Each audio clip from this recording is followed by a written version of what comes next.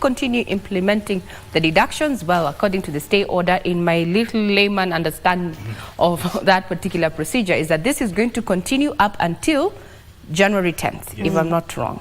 Then after 10th, then we'll know which direction this particular decision by the High Court and the Supreme, actually the Court of Appeal there, will take going forward. But this did not stop Kenyans, especially on X, formerly Twitter, to go on a rampage, so to speak, to make demands on reimbursement of levies taxed on them. And it is one of the topics that is still currently trending. If you check your X, you'll see PAYE, pay as you earn, is trending also from yesterday's verdict there. And also Okia Omtata is also trending. Why? He was one of the petitioners. In this particular case, we can say it's a grand ruling, so to speak, at a time when Kenyans are talking about the high cost of living, and one of the issues that Kenyans have still grappled with is government implementing the housing levy. Now, the courts say it is unconstitutional. So what next? I like that question. And given that, Victor, early this week you were discussing on the National Dialogue Committee report, where we see that the two sides did not actually put pen to paper on how to address the high cost of living. So Kenyans are still wondering, at what point will Wanjiku be considered in such committees, such deliberations? Because today, it's very easy to walk in with 1,000 shillings in a retail supermarket and leave with only 3 items. No, say, and Good morning.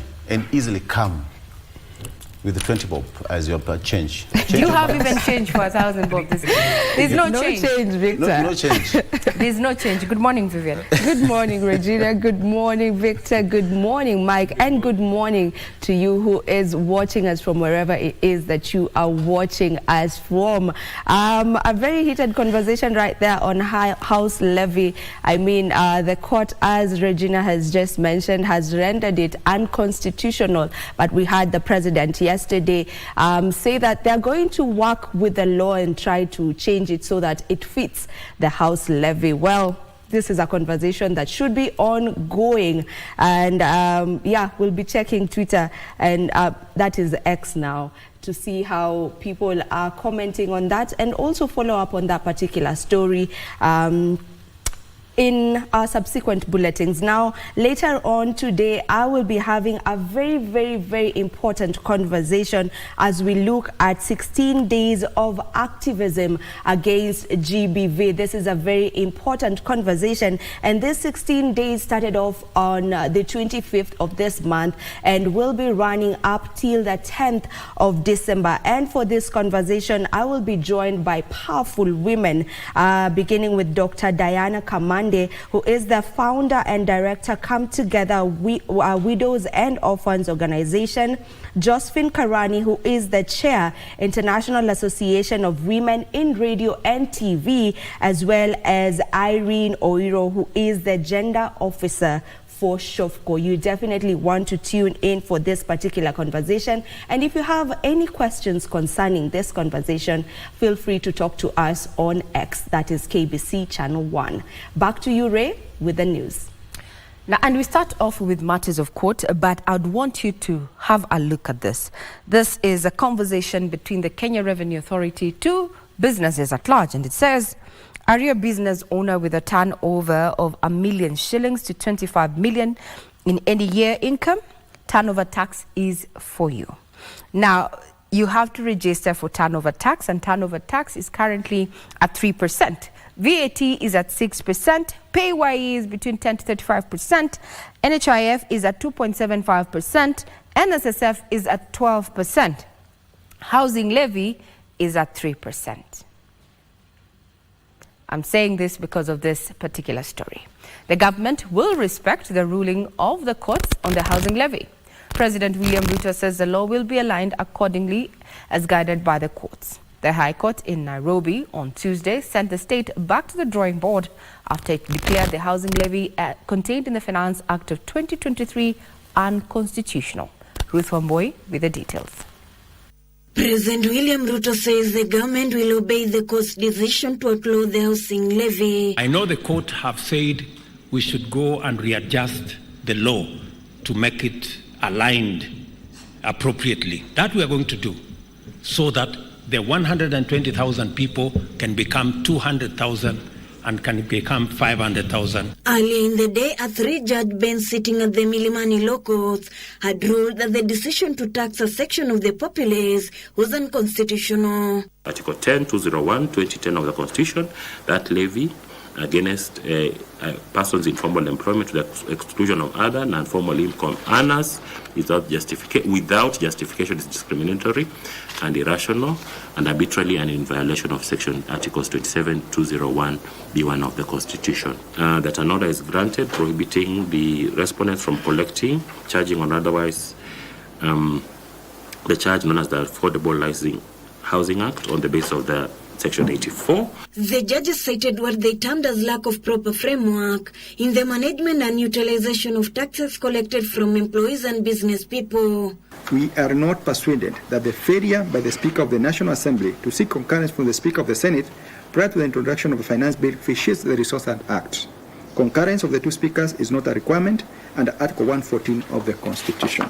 Having considered the relevant facts and the record, and bearing in mind that the Finance Bill is a time-bound legislation, we are satisfied that the public participation process conducted by the National Assembly was sufficient. The judges also found it unlawful for the Cabinet Secretary of Lands to authorize Kenya Revenue Authority to collect the housing levy as outlined under Section 84 of the Finance Act 2023.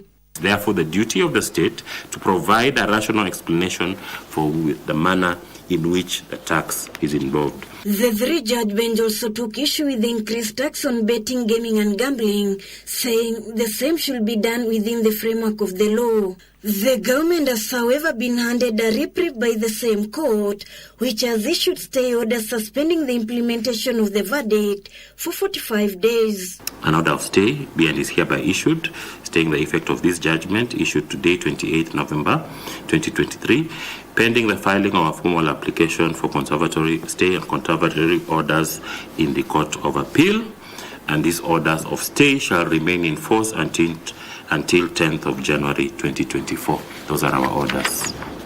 The verdict is out and it's a temporary relief for Kenyans on the housing levy. All eyes are now set at the Court of Appeal as the government plans to rescind the decision at that higher court. And the question we were asking this morning, so what happens? What I understand is that stay order means that the deductions will continue up until January 10th, when we will get direction from the courts in regard to that matter. But then we also highlighted an issue, and that is the taxation regime in a nutshell. So those informal employment, so to speak, VAT we are all paying, all of us, irrespective of whether you are formal or informal, we are paying it at 16%. Now, there's also turnover tax of 3% for businesses that earn between 1 million shillings to 25 million shillings a year. For those who are salaried or those who are in formal employment, deduction of between 10 to 35% under pay as you earn. NHIF is currently at 2.75%, NSSF is at 12%, and housing levy is at 3%. Yesterday, we had the Federation of Kenya Employers urge the government to review the PAYE to 25%. Some of the changes that were effected during the Finance Act of 2023 was the introduction of another cadre when it comes to PAYE, such that what you were being deducted then, if you fell between 100 and 150,000, then you find yourself, there's a difference, there's a cadre now that you have jumped to, so to speak, in colloquial language, coming at a time when Kenyans are grappling with a high cost of living. Now, this is a call to government to relook on the PAYE, pay as you earn. We are still paying for fuel at 16%, and the National Dialogue Committee report remains relatively silent on what government intends to do to lower the cost of living. What is your take? Are we headed in the right direction? What is your view, especially after that particular ruling by the High Court in regard to the housing levy?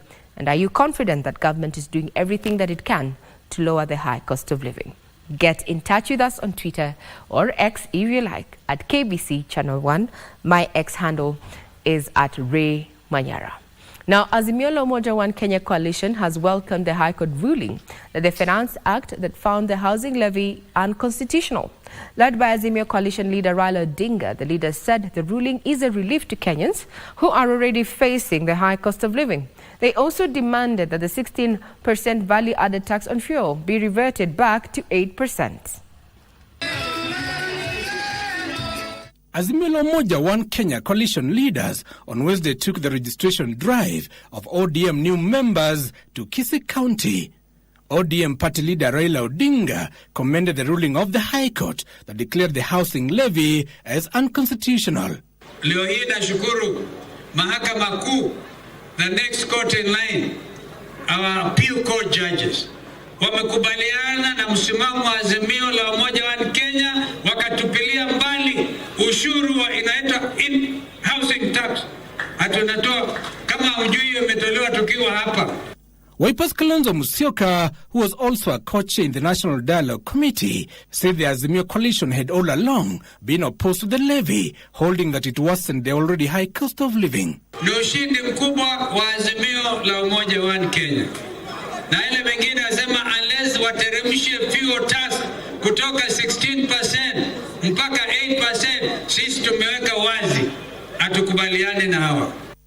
Raila also castigated a proposal by the state to privatize some of the public corporations. The opposition leaders say that the undertaking would have a national security implications. Wametangaza wanataka kuuza mashirika ya serikali. Moja yao ni ile shirika ya kusafirisha mafuta, Kenya Pipeline Corporation, nataka kuuza, na National Oil Corporation. KBC is a strategic investment that should not be sold under any circumstances. This is even as the Azimio coalition is set to declare their stand on the National Dialogue Committee report on Thursday.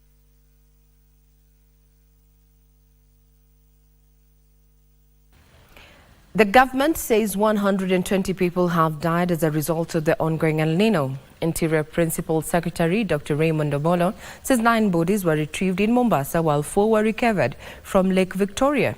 Dr. Omolo said due to the ongoing rains, the government has established a centralized command center for emergency response, communication and information. PS Omolo said Tana River, Garissa, Wajir and Mandera counties have been badly hit by El Nino. He said that 9 counties including Isiolo, Kwale, Homa Bay, Makueni, Tharaka Nithi, Lamu, Taita Taveta, Meru and Kisumu are on high alert. From October to date, 120 people have unfortunately died and their families have been duly informed. 9 bodies were retrieved from Mombasa, while 4 were retrieved from Lake Victoria. More than 89,000 households have been displaced and are being hosted in 112 camps established in affected counties. Wananchi are advised to not to cross flooded rivers and to gather flood alert information prior to traveling along areas that are prone to flooding. Residents are also directed to be on the lookout for potential floods as waters may appear in areas where it may not be common. The government says it has been unable to restore transport operations along Nairobi-Garissa highway. Access to Garissa is still a challenge because of the width and the depth of the water that is flowing. We are even fearing that the situation might be more serious if Masinga Dam, which we have been told it's been filling at about 0.7 meters per day, and about 7 meters of the dam is remaining. So if the 7 meters fills in 10 days, if the rains continue in 10 days, then we are facing a serious challenge for Garissa. The Kenya National Highways Authority says the completion of the Mbogolo Bridge in a month is expected to ease movement along the Mombasa-Malindi Highway. CS Murkomen says the government has reorganized resources to implement better engineering designs that can supplement existing drainage designs in affected regions. We have a big problem in Mombasa Island. The entire town is at a risk when rains are enhanced. And you saw the other day that the whole island became a swimming pool. We want to work together with the county government to see if better engineering designs can be done, especially in terms of what happens in similar islands is that you dig a soak pit that sucks all the water and can be drained to the sea. President William Ruto has hailed the partnership between Kenya and the United States in the fight against HIV/AIDS. Through U.S. President Emergency Plan for AIDS Relief, President Ruto said Kenya has made impressive strides in the fight against the scourge. The head of state also noted that over the past 2 years, the government has increased its financial injection into the HIV commodity pipeline by 1 billion shillings to prevent supply disruption. Kenya National Library grounds in Nairobi was the venue of the President's Emergency Plan for AIDS Relief PEPFAR 20th anniversary celebrations in Kenya. President William Ruto expressed his gratitude for PEPFAR's support in fighting the scourge, saying it has channeled over $6.5 billion since 2004, which has consequently led to the reduction of new HIV infection by 68.5% and a reduction in new HIV-related mortality by 53%. Grateful to the U.S. government for their partnership that has changed the fortunes of our nation. Thank you very much, PEPFAR, and congratulations for many wonderful achievements. On behalf of the people and government of Kenya, I convey a heartfelt thank you. Over 1.4 million people have HIV, and 1.3 million of them receive antiretroviral therapy from more than 3,000 health facilities. Additionally, over 48,000 children as well as 55,000 breastfeeding mothers are on HIV treatment across the country. President Ruto said his administration is keen to end AIDS in children by 2027 as part of the commitment under the Global Alliance. Additionally, we are committed to end AIDS, as was said ably by Susan, in children by 2027 as part of our commitment under the Global Fund Alliance. Sentiments echoed by the Health Cabinet Secretary, Susan Nakhumicha, who noted that 95% of those suffering from the disease were already on treatment. Those are not just figures, Your Excellency. You have just met Edna, a success story of what PEPFAR has done. And what she forgot to mention. U.S. Ambassador to Kenya, Meg Whitman, underscored that the partnership between the government and the private sector remains key in eliminating HIV/AIDS. Well, we're still looking at the 16 days of activism. Is that counties will soon turn to religious and cultural leaders to sensitize communities on the need to embrace family planning. Talking about the use of family planning, when you're talking about violence, there's also sexual reproductive violence, where partners force their wives, especially the men, force their wives not to take contraceptives or even go ahead and dictate what form of contraceptives they should take. This is a story that has been fleshed out for you on our website by Kaschana Marsha. You can check our website, that is www.kbc.co.ke. And now we take this matters to Matters Business, where the new Hustler Fund loan limits will be announced this Thursday.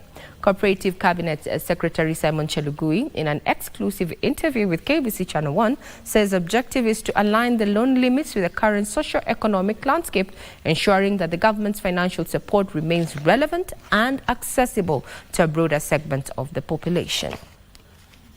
Thursday, 30th November 2023 will mark 1 year since the inception of the Hustler Fund, which was launched to empower citizens through accessible financial resources.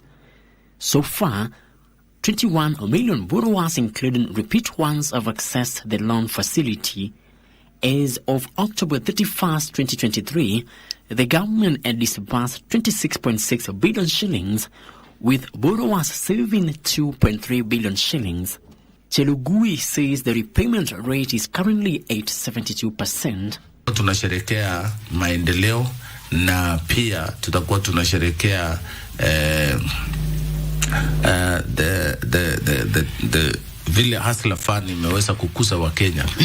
Nikieleza kidogo, Hustler Fund imeweza kukopesha zaidi ya bilioni 39 kwa Wakenya milioni 21,751. The CS has signaled that the loan limits are likely to be increased come this Thursday, and here is the reason why. Weza kuwekesha shilingi bilioni 1,980,000 na pia tuko na Wakenya zaidi ya milioni 7 ambao wanakuja kwetu kila asubuhi. In addition, the criteria for accessing the loan facility is expected to be revised in measures to expand access of the Hustler Fund. This is being done to meet the financial needs of the various segments of borrowers and the evolving needs of the populace.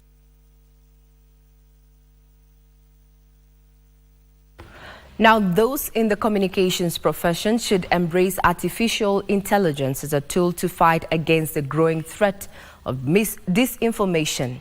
Information, Communication and Digital Economy Cabinet Secretary Eliud Owalo says artificial intelligence has the potential to help identify, analyze and debunk false information more effectively, thereby protecting the integrity of communications. CS Owalo was in Kwale County to officially open the 2023 Public Relations Society of Kenya Annual Summit.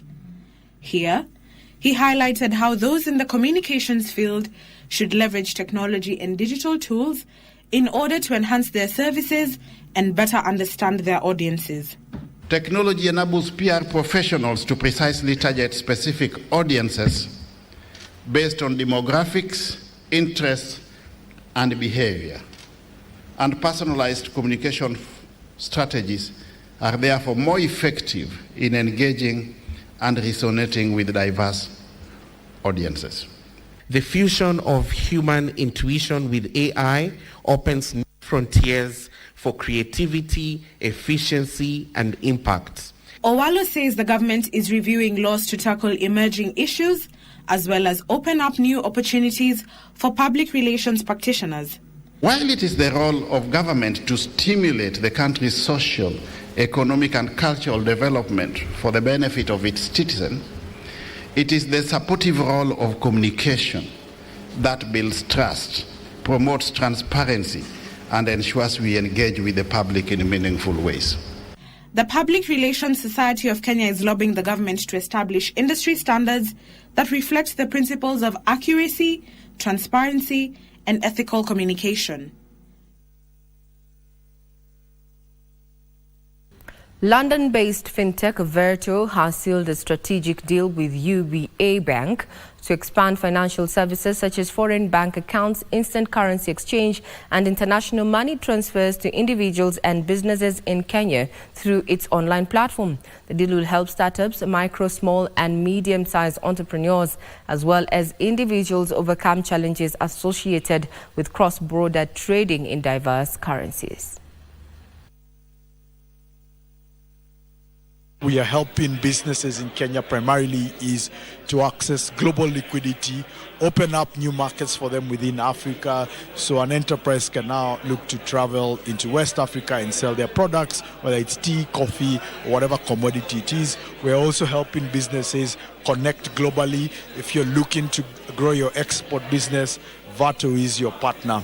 Right now we have 49 currencies on the platform, and it will continue to grow. This 49 currency, 12 of those are actually for African businesses. What that means is, like, if you're a business in South Africa or in Kenya, you can literally trade with each other without any problem. There's no need to have to be looking for US dollars or euros or pounds to pay somebody in Africa when you can just pay them locally. Now we delve into matters sports, where Spain-based Aldrin Kibet scored the lone goal as the national men's under-18 soccer team humbled Rwanda 1-0 to advance to the semi-finals of the ongoing Sekafa Under-18 Championship at the Jomo Kenyatta Stadium in Kisumu. In another match, Somalia also booked a ticket to the last four after defeating Sudan 3 against its 0. Former St. Anthony's boys striker Aldrin Kibet was Kenyan's hero, scoring the lone goal for Junior Stars in the 38th minute. Stanley Omondi, Aldrin Kibet!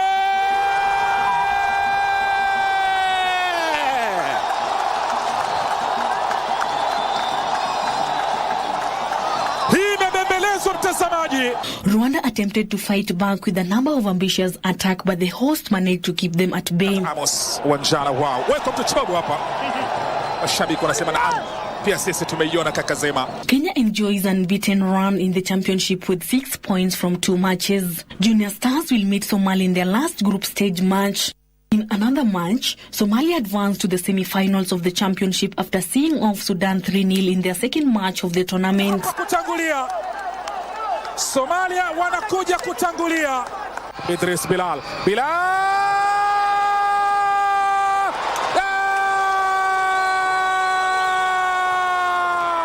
Sudan suffered a 5-0 loss to Kenya on Saturday and remained bottom in Group A without a point. On Wednesday, Tanzania will meet South Sudan in Group B, while Zanzibar will take on Uganda at Bukungu Stadium. Now, the national women's soccer team Harambee Starlets head coach Beldin Odember says the arrival of all foreign-based players is a major boost ahead of the first leg of the final round of the Africa Women's Cup of Nations qualifiers against Zebras of Botswana today at the Nyayo National Stadium. Kenya will travel to Botswana next week for the second leg, slated for the 5th of December. Harambee Starlets, who are currently at their residential camp at Kasarani Stadium, held a training session ahead of the qualifying match against Botswana. The building Odemba's charges are a full house, and she is optimistic the team will register good results. It's not a pressure starting at home or starting away. We are going to give it our best. It doesn't matter where we play. I can say the girls are optimistic and we are up to it. Starlet captain Ruth Ngosi said the team is well prepared for the assignment ahead. Sisi players kwa sababu coach wamefanya kazi yao, sasa ni sisi tu kwenda kuhakikisha tunapata ushindi. Itapatia nafasi nyingine tena twende tuwakilisha Kenya, na itakuwa chance nyingine deadly from 2016 hadi sasa hii. Ni rekodi. Sisi tuko hapa grao kuperform na tunaweza 90 itaamua na tutawangusha, na mimi kila siku usema Starlet ijayo wangusha na itawangusha. Kesho asubuhi sana 6 hata si 9 tena 6 tuko hapa grao, utuchie si tutawin. Kenya will travel to Botswana next week for the second leg slated for 5th December. A win in the two-legged final round qualifying match will see Harambee Starlets qualify for the Women's Africa Cup of Nations for the second time in 7 years. And there you go. As Dogo said, the msituangushe.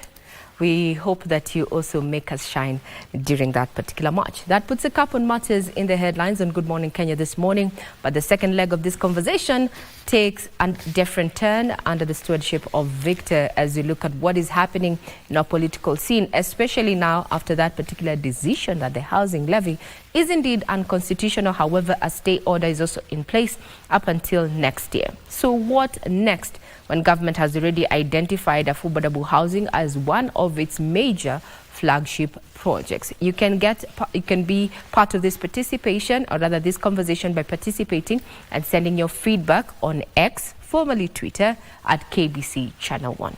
Have a pleasant viewing ahead.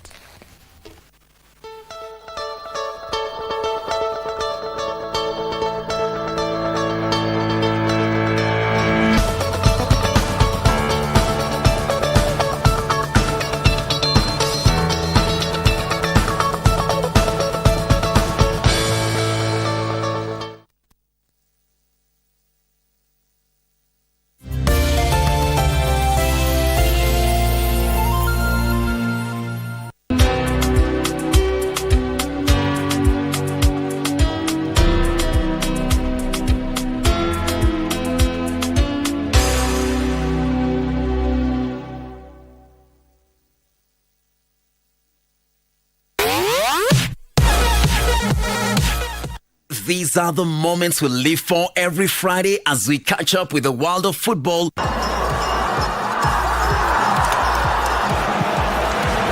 Manchester City go in front. With your favorite stars in rivalries like no other that keeps you on the edge of your seat. Learn a few tricks that keep you ahead of the game and spice it all with unforgettable moments on Dunda Dunda.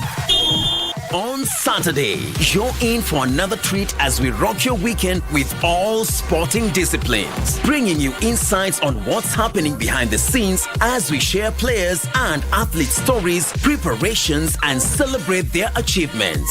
Charging to the line! Is it going to be a world record? Yes, it is! She smashed it! Whatever angle you look at, we've got you covered. KBC Channel 1, your true sports partner. Childhood mortality, or in simple terms, childhood deaths, is an indicator of a society's or a nation's well-being and socio-economic status. From this report again, we see that there is high male-female mortality compared to female. Under 5 mortality is at par in both rural and urban. It's at 41 deaths per 1,000 live births. But what are some of the interventions that are being put, and what would you advise? Delivery at a health facility will improve the chances of the mother and the child surviving. From the dawn of independence to the present day, Kenya has journeyed with strength and determination. We celebrate Kenya at 60. As we mark this incredible milestone, KBC and Jamboree present an unforgettable celebration of culture, music, and awareness.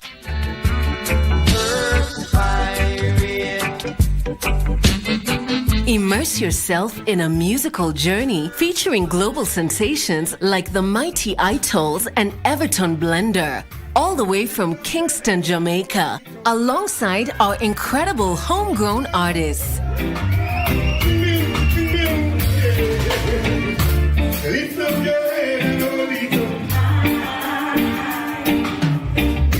But it's not just about the music. Join us for a day of cancer awareness and a fun-filled family day, including horse riding, bouncing castles for the kids, and a special tree planting exercise.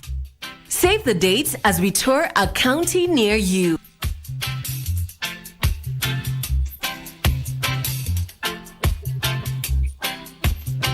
Ticket information is available on our social media handles at Jamboree Festival KE. Join the celebration, feel the rhythm, and make memories that will last a lifetime. Happy birthday, Kenya.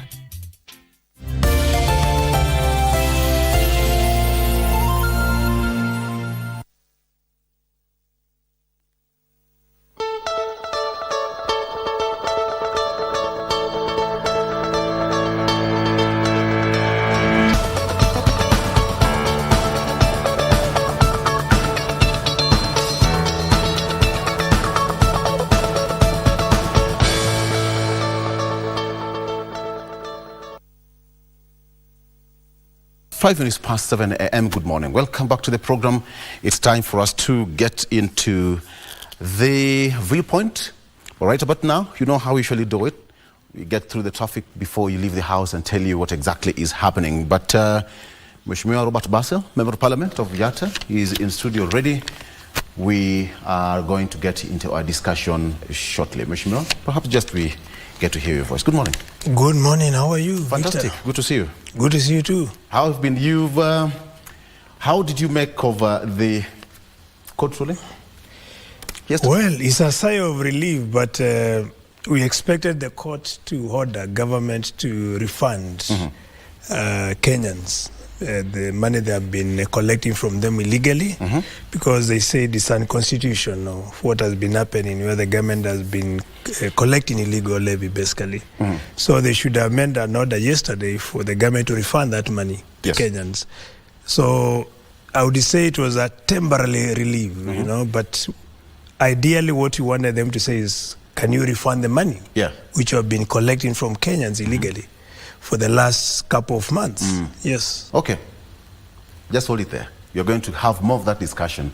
I'm still expecting Honorable Wilson Sossion, who is former NAT Secretary General, and Honorable Mark Nyamita, Member of Parliament of Uriri constituency. Stay right about there. So, as usual, let me take you through the front page, the traffic situation in the city and other major cities across the country. Let me start with the CBD. This is what Nairobi looks like. So far, so good today. Major roads in the city looking okay. Starting with Langata Road, if you can see that, moving all pretty fine.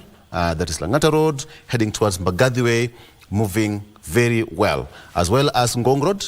Ngong Road Pico, sir. A bit of some traffic here and there because of the different, should be Ring Road, Kilimani, and Oledume Road. And of course, those feeder roads joining Ngong Road. Perhaps that's where the problem is. But so far, the bigger part of Ngong Road is moving pretty fine. The problem is the usual culprit, Thika Road.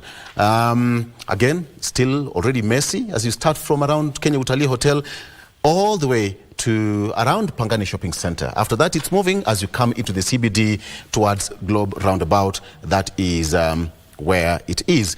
How about Uhuru Highway? Looking so far so good. This is what it looks like. From Lolongo all the way to the CBD, looking fine. I'm told that I should remember what is Lando. Jogo Road, Islando Massive. This is what it is. It's okay. Moso exiting the CBD, looking okay. A bit of some traffic just around Makadara there. And that's around where Juakali is. And they have some nice places there. There's a place where they sell some nice shoes. If you know this place, around Makadara, which have you been around that area? Just past City Stadium, towards Makadara, there's some guys who sell some nice shoes. I'll take you there if you've not been there. I know the place. So, Mechokora Nairobi Vizuri. I know that Nairobi very well. Okay, yeah. So, Jogo Road looking so far so good as you come towards Outer Ring Road. That is what it looks like. Okay, let's head over to Kisumu. Kisumu, nothing much to report about. Traffic looking so far so good. What about Kisumu? Good morning. Very quickly heading to Mombasa. That is what it is. Today there's a serious traffic around Kongoya Market. There is where Lights Eats, Kingeleni, thereabout. It's not all that okay. You see this red spot here. That means that it's completely bumper to bumper. Watu Mombasa, you'll have to be very careful as you approach this direction. But after that, heading outward and inbound, Nyali Road, so far, so good. Let's head over towards Makupa Causeway. You see, it looks okay. If you come all the way from Changamwe, that's side of Changamwe Police Station, coming all the way to Marine, Makupa Coast Bridge, coming all the way to Chuda Primary School and around Makupa Primary. But it's not Chuda, Chuda. Njoki is called Chuda. Njoki is our camera lady here. It's called Chuda, not Tuda. All right. Likoni Ferry, that's what it looks like. Iko sawa. So, go to Mombasa, go about your business very quickly. So, I'll have to skip that one again. Again, I will have to head over to Machakos. I'll have to take you to Machakos, Mheshimiwa Basil. This is your county, and see what's happening in Machakos. Hakuna traffic in Machakos. There's nothing. What's happening here? It means people are busy in the farms, yeah? You mean? Yeah. Katilembu. The rains have performed so well. Yeah. I cannot see Yatta. Where is Yatta here? We are in Ngelani, Moa Hills. Which side of the map, where are we right now? Can see Masi. When you go to Mudadeni, you see Mudadeni where it is? Down near Machakos County, go up. Okay. You see Wamunyu. I see Mwala. You move down, you see Wamunyu. No, on your right. On my right here? Yes, Wamunyu, Nakatangi. That's where Yatta. Oh, okay. Yatta, that is one of my wards. Liani Primary School, around here? Yeah. Okay. You go up, you see... I can see Chua. Is it called Chua Market? Chua Market. That's still Yatta, Katangi, ward, yeah. Mumbuni Primary, thereabout? Yeah. So far looking okay. Kavingo Primary, these are your schools? Yes. How are you doing in terms of supporting the primary schools around that area? Well, not bad, although there are delays with the money from the government. Yeah. You remember last year capitation was not done 100%. They only did about 78%. So we closed the year with 22% not delivered to schools. 22% from the national government? Yeah. Okay. But I hope you managed to do a few things here and there. Yeah, of course, like the school feeding programs, I was able to reinstate it, and all my primary schools were able to receive rice and beans, courtesy of the NACONEC. That's and now also, the school feeding program. Yes, and also the World Food Program, because it's the one which remits money to the government. Fair enough. Yeah. When you feed the nation, it's all okay. All right. Yes. I skipped Bomet because I was waiting for Honorable Sosion to arrive. Last time he told us, again, there is no traffic in Bomet. Yeah, well. How is the Wishima Sosion, welcome to the program. Good to see you. Good to see you. Tenwek, is it Kapsoyo and Silibwet? That's my... You want to locate my village? Yes. Go to Tenwek. Tenwek, we have it. I unit, Tenwek is here. Do you see to the northeast, cross that river? How this side or to this side? Where your finger is now my house. No, your right finger. Okay. No, you go up. I go up towards Tenwek Primary. We have just next to Tenwek. Just next to Tenwek. Mheshimiwa Sosion was coming to show me his house, but he's hooked. Don't worry. Just Tenwek, cross the river. Across the river, here, this side? No. East side? East side. Okay. I wish you were not hooked. You'd have come to show me. Just cross eastwards, yeah? This side or that side? Yes, where you are. Right. Okay. Towards Motigo Tea Factory? Yes, Motigo Tea Factory. Around here? Motigo Tea Factory, yes. Okay. Very nice. There. That's okay. You get my home there. It looks so. It looks okay. I was in Elbagon. Next to the tea factory, I'm a tea farm. Yes, your tea farm. I was there around Kiptagich. Is it Kiptagich tea farm? That is Nakuru. Yeah, that side of Nakuru, and then if you come that side, you're now joining Narok County and then Kericho County. Yes. Elbagon, all the way to that side of Silibwet and towards. We are a few kilometers from Mount Forest. The roads are so Mount good. Forest and you're in Nakuru. The roads are so good. I must appreciate. The roads are so good. Okay, so let me take you through the front page of the dailies very quickly. You'll have to bear with me, Mheshimiwa. Thank you so much. I'll take this one. All right, I'm still waiting for Mheshimiwa Mark Nyamita to come on set so that we continue, but we are going to continue nevertheless as we take a look at what's happening on the front page of the Star newspaper. House tax illegal but pay for now, according to the judges. House tax illegal but pay for now. Judges, provisions upon which the levy was anchored were found to have no legal basis. That is as far as this is concerned. Provisions upon which the levy was anchored were found to have no legal basis. And now it was unconstitutional. Quashing of levy brought temporary relief to salaried workers. That is what it was yesterday. The courts said it was unconstitutional, but moments later, an hour or two, the courts also gave that stay order. House tax illegal, but pay for now. Judges, Mheshimiwa Basil, on the front page of the Star. Yes. What do you make of this? About the levy? Right, the front page of the Star newspaper. House tax illegal, but pay for now. Yes, you see, ideally, what I said, and that was my opening remarks. Yesterday, Kenya's got some sigh of relief when the court ruled that the housing levy has been unconstitutional. However, we expected them to order, or to make an order to the government to reimburse Kenyans the money they have been collecting illegally for the last couple of months.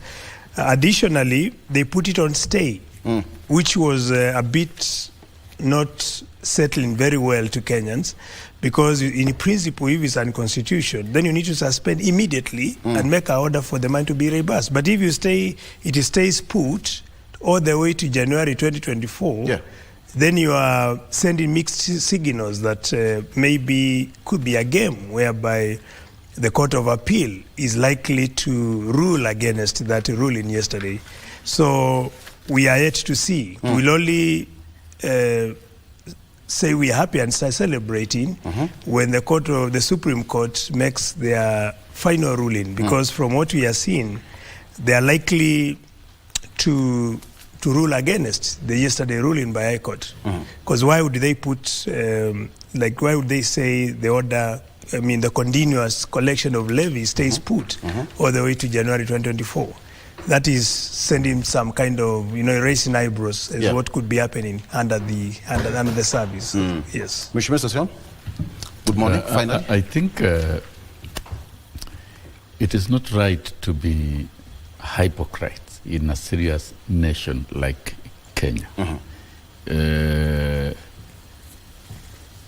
Azimio and Kenya Kwanza in their manifestos had housing as one of their key pillars. It's agreed.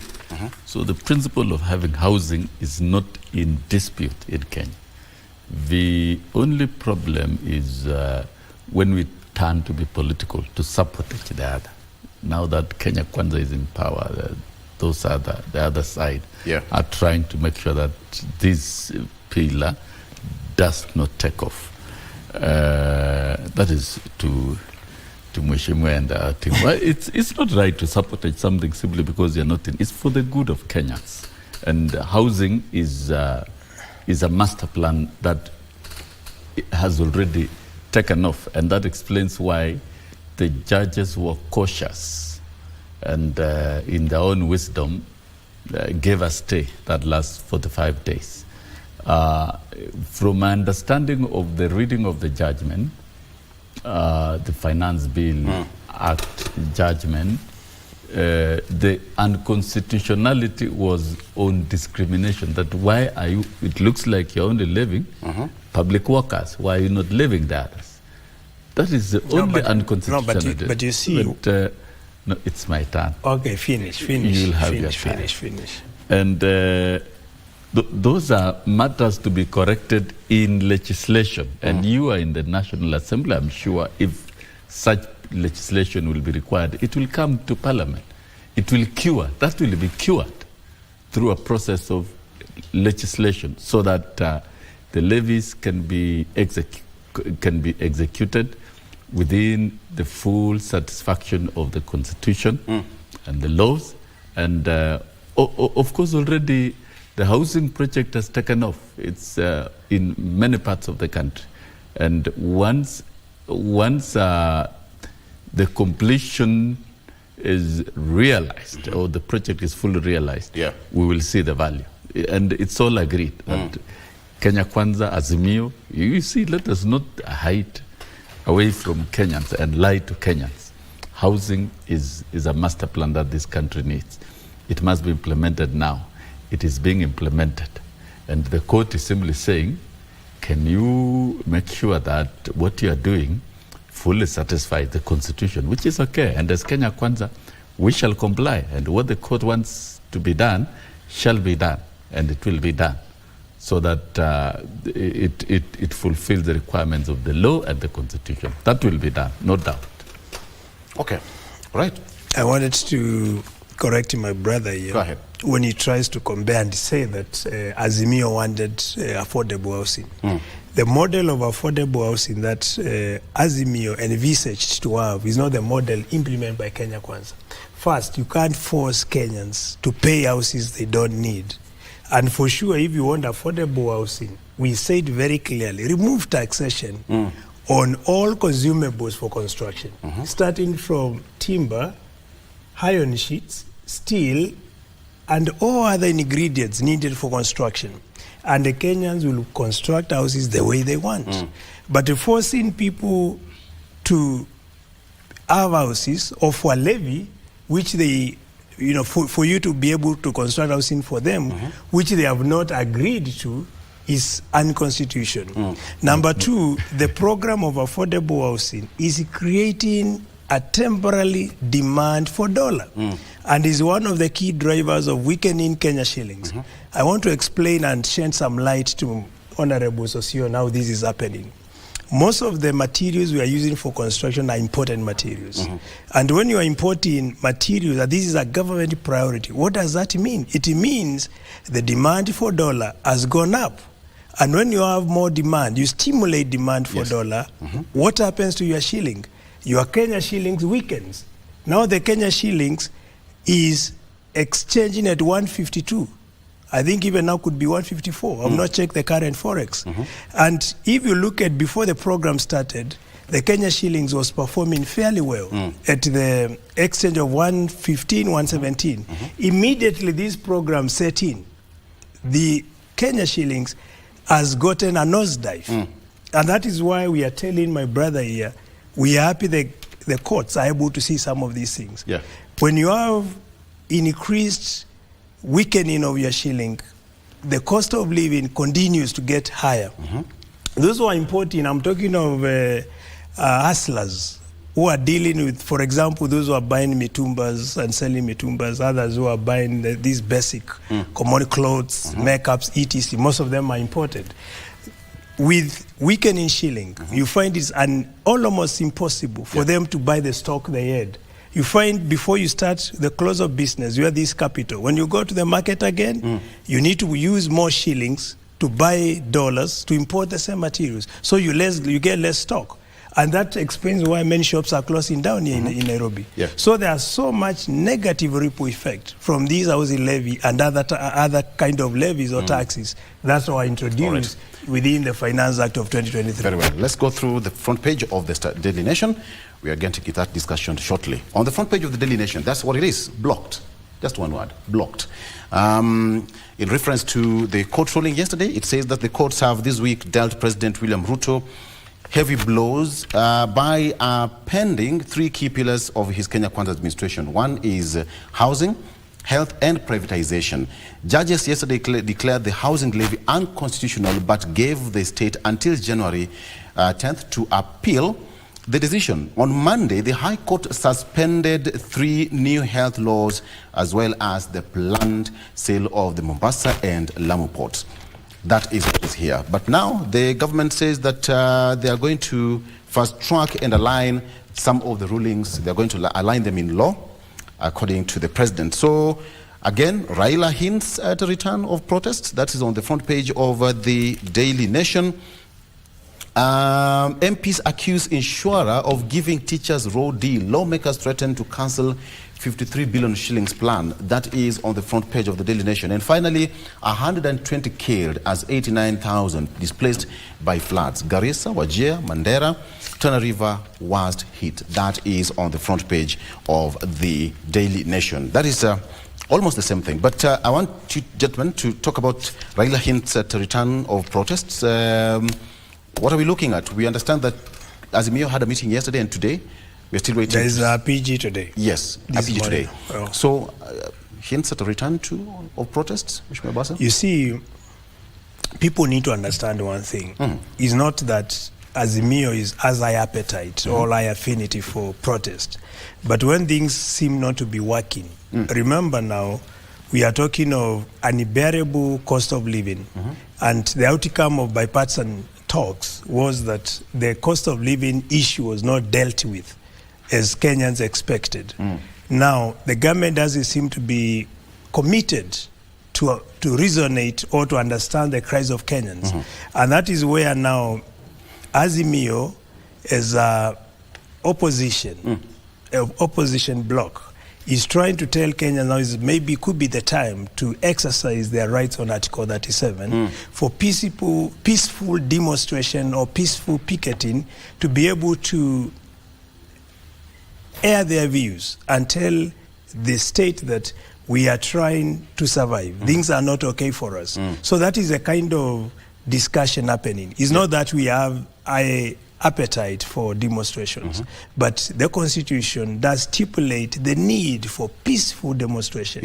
In a situation whereby your issues are not dealt with and the government doesn't seem to be committed to understand the cries of Kenyans. All right. Now January, do you know we are coming to January and Honorable Sossion being a teacher, we don't know whether our students will go to school. For your information, we're looking at capitation that has not been delivered to schools last year, and the school fees being reviewed upward. Many of the poor parents will not be able to take their kids to school. Or if you go to the universities, there are rumors, and those could be, I don't know that there are rumors or that could be true, that most of the universities will be privatized. You know, when it is privatized, it means that only the rich will afford university education. And this is a very worrying sign, particularly when families are preparing to go for holiday, the long holidays, the Christmas festivities. And January will be coming after Christmas, where now the clock will be ticking and telling people you have to take kids to school. So we don't know what will happen at that particular point. Maybe Honorable Sosioni could shed light to Kenyans, because it will be a worrying situation. Yes, first, before I answer that, let me repeat the previous comments on housing, that the shilling is falling because of the housing scheme implementation. That is fundamentally wrong. There are other factors outside the housing scheme, and in fact, the housing scheme is going to be a big relief to the economy, to create jobs. And if there are construction items that have to be imported, they will be imported, and they will be affected by the taxation measures that are existing within law. And trying to impute that the Azimio policy is that Kenyans construct their own houses, I think is new to Azimio. I was there not very long ago, and I was approached by the leadership that you accept workers to be deducted. That was 1.5% unconditionally for housing. The same leadership of Azimio. Yes. So really, yes, the leadership of Azimio at that time. Yes, and I was given stern warning: if you don't, then your union will be disorganized. It's so really, let us not lie. And we have seen there are your documents, unless you are a stranger to your own manifesto. So really, it's not good to lie and say, oh, the economy, the exchange, we are losing the dollar because of construction. No, there are the factors about the scarcity of the dollar in developing economies. It's not only Kenya. So those other factors are indeed known. Then to the issue of capitation, non-remittances. And we all know that a lot of financial challenges within the financial space of Kenya, and that is affecting flow of revenue. But capitation to schools, I am convinced it will be wired as required. And we are in the month of November, and I'm sure all is being done to ensure that capitation as stipulated in government policy will be wired to schools. That is one. Number two, the assertion that fees will be revised upwards for families. I don't think you are living in Kenya. No fees will be adjusted upwards in any institution in Kenya for public school. That one I'm saying it with authority. The minister has stated it very clear. I'm well seized of that position, and it is not going to happen. Anybody trying to raise fees upwards will be creating barriers for parents and for children from accessing education. That will not be allowed. The assertion that universities will be privatized, it will not happen in Kenya. I'm not aware that universities are actually listed. I'm sure this issue of universities, privatization, and of course, it was only stated by Moses Kuria. And I remember we canvassed this matter, and I stated very clearly, look at the manifesto of Kenya Kwanza and the education charter of Kenya Kwanza, which the president signed. It does not contain privatization of universities. It's actually about enhancing funding to universities. And that's why there's a new funding model, which of course is working quite well, is targeted. It's going to ensure that poor households, children from poor households don't pay any cent at all, and it is happening. And so this idea of at the universities being privatized are your own. I think it is only strangers who are not in Kenya who can talk about it. No university will be, no public university will be privatized. And then to educate Mwalimu a bit. No, I don't need to be educated. I'm a teacher. I'll teach you instead. No. I'll teach you myself. I will teach you myself. Bit by bit. I'll teach you and give you an example. Let's take a break. I need to serve you till literally. Okay. We're coming to church after this. Okay.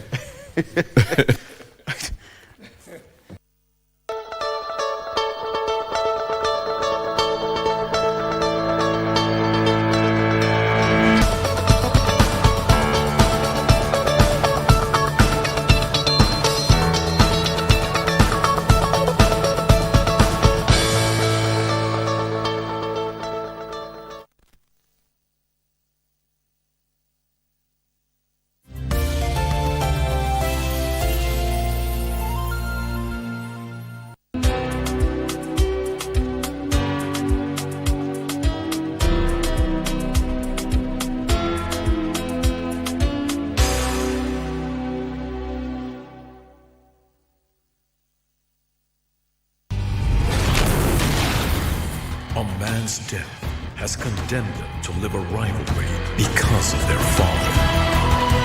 He killed my brother. He stayed with his land and with his wife. Or did you forget how my brother Tulio Irazabal died? I dare you to kiss me again.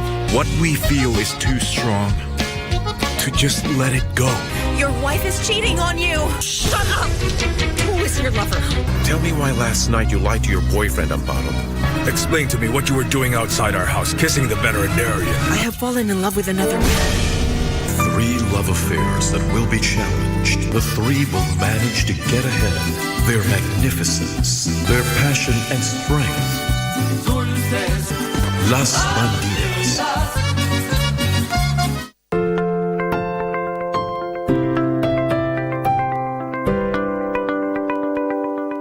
In a world filled with uncertainty, there is one thing we can always count on: the power of compassion and generosity.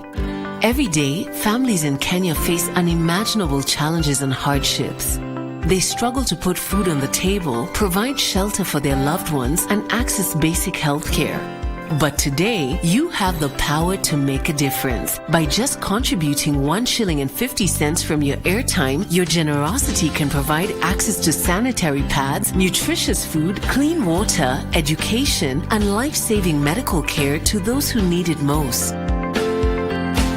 To support this cause, please tune in to your favorite radio station under the KBC umbrella for step-by-step instructions on how to subscribe. KBC Helping Hands. Together, we can make a difference and bring hope to those in need.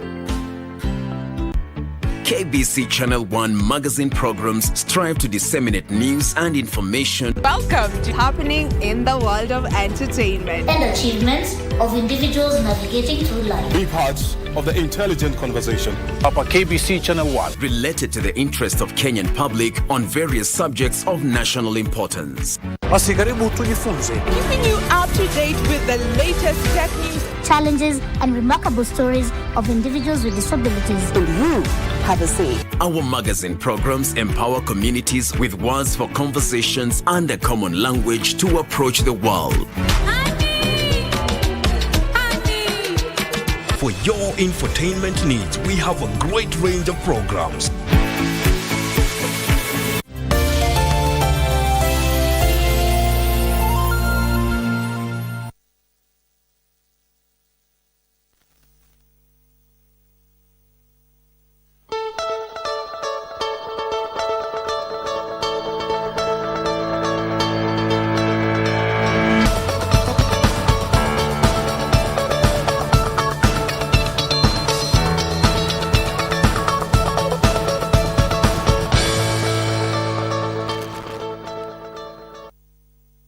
All right, welcome back. So I promised I also have my cup of coffee here. We are serving hot breakfast. Mheshimiwa Basil pia kuna yake, Sosion pia kuna yake. So what about you? We are doing this. Karibu. Okay. You are watching us from home. Mheshimiwa Sosion, you said there's no capitation will be fast-tracked next year, no privatization of any public university. We'll come back to that later on. But finally, on the front page of the Standard newspaper, workers' tax jubilation. High Court said that the 2.75% being deducted as housing levy is unconstitutional. A move that brought relief to many employees, but respite was short-lived after the judges suspended the decision. Now, I want to give you some figures here. 18 billion shillings is, according to Kiare, he said it had already collected from salaried employees, 18 billion shillings. That's in a span of 45 days. The judgment has been suspended as requested by government. That's until January 10th. So 2.75% is of percent of a worker's gross pay that was being deducted as housing levy. 18 billion shillings so far collected from the salaried workers. Again, very first on the front page, free, ? Everyone to pay for new health scheme. State sets up emergency flood center. Of course, the president and the cabinet had an emergency meeting a day or two ago at State House. Costly power tariffs leaves KP in the red. And that is that. So according to the judges, it was unconstitutional, but workers' tax jubilation Mheshimiwa Sosion, you are so averse with the workers' plight in the country. But I'm just surprised that you are also on the same page with government that they should be deducted. I don't know how. Definitely on the same page. Why? This is something, this is a social scheme or a social program that has been well thought out, that has been discussed, that went through public discourse during the period of elections.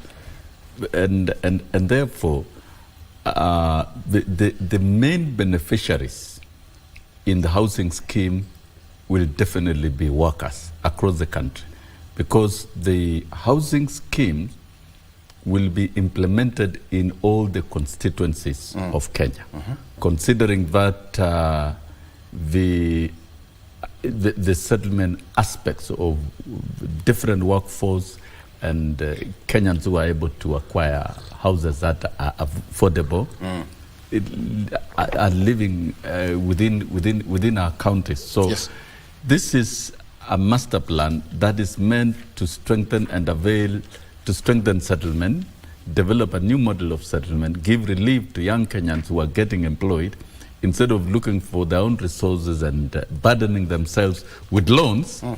They will have a soft program of acquiring a house that they can pay slowly for a long period of time. So it's a model that has worked in many countries. I visited Bahamas in the year 2015, and every teacher in Bahamas, upon recruitment to teaching service, is given a house that you pay slowly for a lifetime. So affordability of such houses will be afforded by any worker entering employment. But is it the future of work? Is it optional? So the future of work. Is it optional in Bahamas? Of course, it is not optional. It's taken because teachers don't build their own houses. That is their own culture. So you simply acquire your house, you stay in your house, and pay for a lifetime. It's one of the benefits, one of the terms of services. And therefore, I'm seeing the future of work in Kenya in terms of young Kenyans. Instead of burdening themselves with loans, supervising construction, doing things that are so difficult, they will simply concentrate in their work and use their pay slips to buy a house and service that particular loan. And not only workers, any Kenyan, any business, mama mboga, because if you are paying, instead of paying rent of 5,000, you occupy a house and repay at the rate of 2,000. So simply own and pay. So all rents, anybody living in rental houses, instead of living in rental houses, you move into these particular houses and you repay for a long period of time. So the conversation around how it works is so convincing and so compelling to workers. And to me, this discussion was discussed with the leadership of various labor unions, and it is agreed, it is not disputed. I am not sure, Victor, whether you've seen the unions right across fighting it so seriously. Nobody's fighting it because it's a noble idea. And I said it in one of the screens, one of the media houses, at one time, William Ruto may win a global prize award because of this housing thing. In 10 years, once it takes shape, it is going to change the format of settlement in Kenya and is going to leave more land.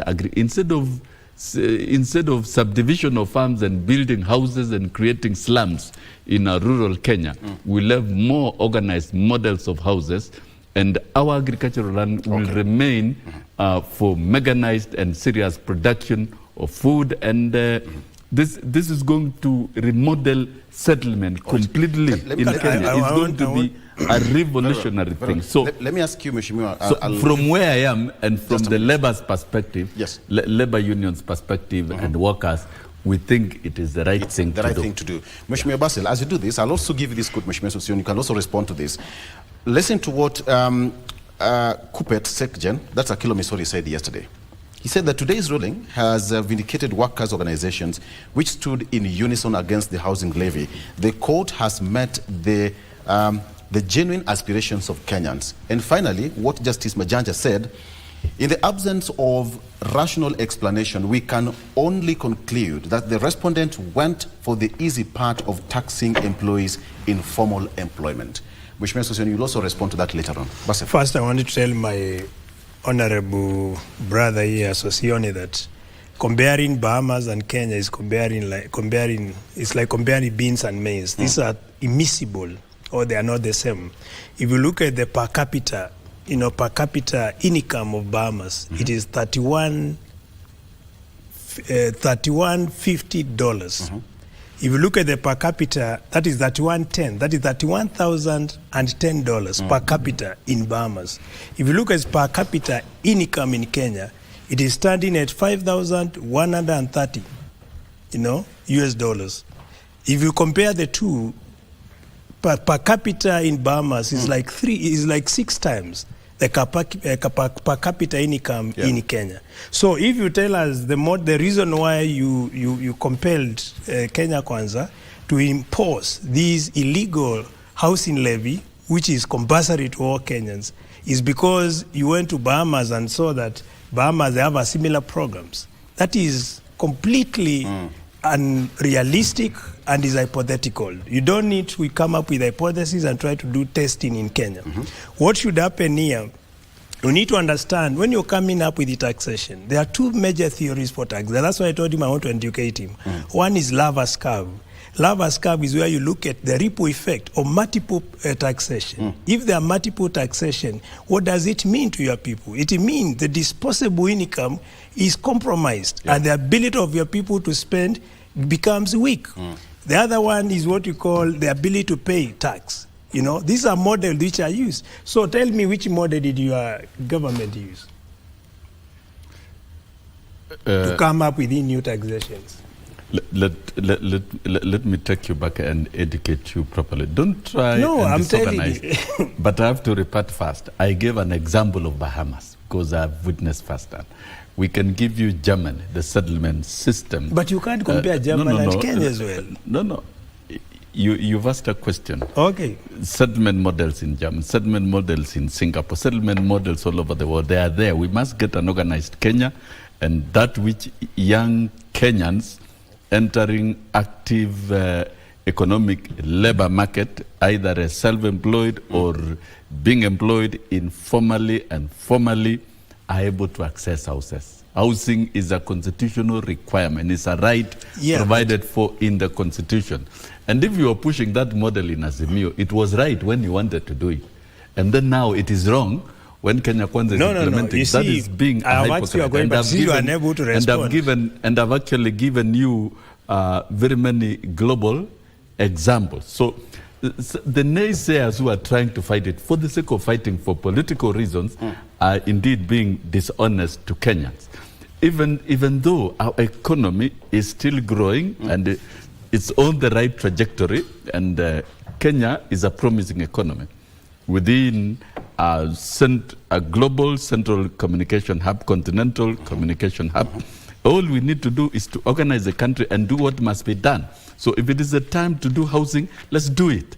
Let us not frustrate it with a lot of negative narratives simply because you are not the one doing it. It is being done by the government of Kenya. It's not being done by an individual. Disposable income for Kenyans and the cost of living, it was not started by Kenya Kwanza. And we all know this administration was led by Jubilee. It's a Jubilee administration that transformed itself into a handshake administration from 2018 to 2022. And in fact, when we took over this administration, the economy had been so messed up and disorganized by the handshake regime, which now they're very busy trying to frustrate every pillar of this. If you bring in the issue of disposable income, if you bring the issue of disposable income, the economy, wherever it is, we can't compare our economy, say, for example, with the Bahamas and say what the Bahamas is doing we cannot do because the disposable income is low. No, we must grow our economy. Okay. And if you look at the master but they don't plan grow and by pillar, bringing affordable if you look at the master plan, that's not if how you look at the master plan and our pillar, that's why I'm telling you. Kenya Kwanza, you see, the problem with the Mwalimu is not willing to learn. Even when he was teaching, there are times you could allow your student to teach you. And that's exactly what I'm trying to do to him. Now, when it comes to, I want to finish my statement because I asked him, he was not able to respond. I want to tell him now. No, when you go now to the affordable housing, he's talking affordable housing. Let's talk about I'm not personal, I'm just trying to explain. Victor, if you go to the affordable... Let me finish my presentation. I know I asked him a question, but let me finish my I'll presentation. give it back to you, Mr. Sossion. Let me finish. It's my time. I was talking. I just asked him a question, but he was unable to answer my question. Yes, so what I wanted to tell him that if you go to the rural areas, what they are referring as affordable houses, these houses are also sold. Like they are collecting money from workers. When the houses are completed, they are supposed to sell to you. So what model of affordable housing is that? And if you go to rural areas, majority of the people in rural areas, they have their own houses. Tell me the percentage, do a comparative study. Tell me how many people live in rent houses in rural areas. The percentage is so it's actually like, it's a meager. Yes. Is not, doesn't meet any thresholds of study in terms of the number of people who are living on rent houses in rural areas. Most of the people in rural areas, they stay in their own houses. So that's why I told them, if you listen to me in Parliament, I said that if you indeed you mean well on affordable housing, can you zero rate taxes on all ingredients of constructions, from cement, timber, iron sheets, etc. And everyone in rural areas and across the country, they will build houses based on what they want, the model they want, at a very reasonable cost, simply because the cost of construction will have gone down. But if you don't do that, you come up with the levies, and these levies are compulsory, and people in rural areas are staying in their own homes, then it becomes ironical. And then when you complete the houses, you are selling to people. You are looking for people in rural areas to sell their houses to. What model is that? And that's why I'm telling him he needs to wake up to reality. Let's not just talk for the sake of defending the government. We are all Kenyans. And if our model doesn't work, we tell the government this model doesn't work. If it was done in urban areas only, that could make a little bit of sense. But again, you don't force your people to pay houses. And do you know for information, something he doesn't know? I'll give him an example. Do you know our security officers, for example, they are being taxed twice on those levies? Are you aware of that? I'm not aware. My security, my guard, I mean my bodyguard, is taxed on his salary and also in the allowance. The same affordable levy, taxed twice on someone's salary at the same time on the allowance. So tell me, is he going to have two houses? Is he going to have two houses? Let me now. So that's why I'm telling my Honorable Sossion, as much as easier to defend the agenda of the government. We are Kenyans.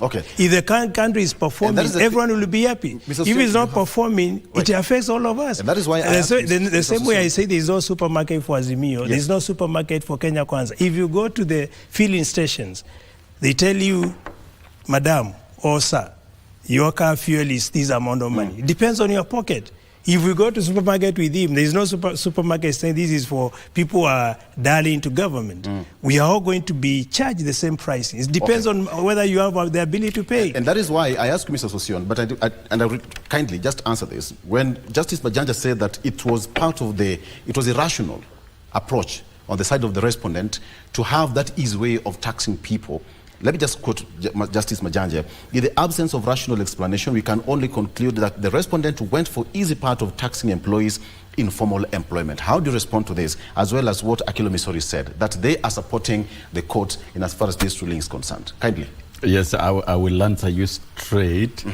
What the judge is saying is trying to actually clarify what he calls unconstitutionality, that you are only taxing for employees in formal employment. And that is why he's calling it is an easy way. And remember, this is a social scheme that's supposed to benefit all Kenyans. And the president has said very clearly, we will cure those legal aspects where it looks like it's irrational. That the president has said very clearly. That will be done. what Akelo Misori is saying, most of us, the work. What I know Akelo Misori is, he represents a union within the teaching service. There is not. We've not had NAT make noise about this. We've not had KOTU dispute this. KOTU has not disputed. So I don't understand who Akelo is trying to represent here. Maybe he was having some temporary celebration, thinking that was the end of this. It is not the end, and that does not represent the position of workers. And having come from the space of workers and still operate within that particular space morally, there are certain things that really we need to put straight. When Mheshimiwa talks of workers being taxed twice, I think it's being ignorant. There is a taxation of gross salary. Very many taxation, whether it's NHI, all these statutory deductions are ordinarily based on gross earnings. Gross earnings. So if it is the provision of the law that NHI deductions shall be affected not on the basic salary, but it shall be affected on the gross salary. So that is what it is in the law. And I would expect him then to move an amendment in Parliament that this deduction be affected only on basic salary, and if he's able to convince his colleagues in Parliament, that amendment will be done. So I think we cannot argue simplistically on matters that are expressly provided by law that deduct this particular deduction on the basis of gross salaries. And that is a legislation that was made in Parliament. Now, the other bit, the argument that people already have houses, I think that is a very cheap argument. We are looking at... It's a reality. We are looking at our economy. No, allow me to rebut. Don't speak on my behalf. No, I'm also trying to... don't speak on my behalf. I'm the driver here, Mr. Socio, so I have a right to ask. When you're looking at I'm the driver here. When you look at the past, when you look at the past and at the present, and you get stuck there and you don't think there is no tomorrow, that these young Kenyans who are graduating from various institutions and they're getting into the active labor market, those are the ones who will need houses.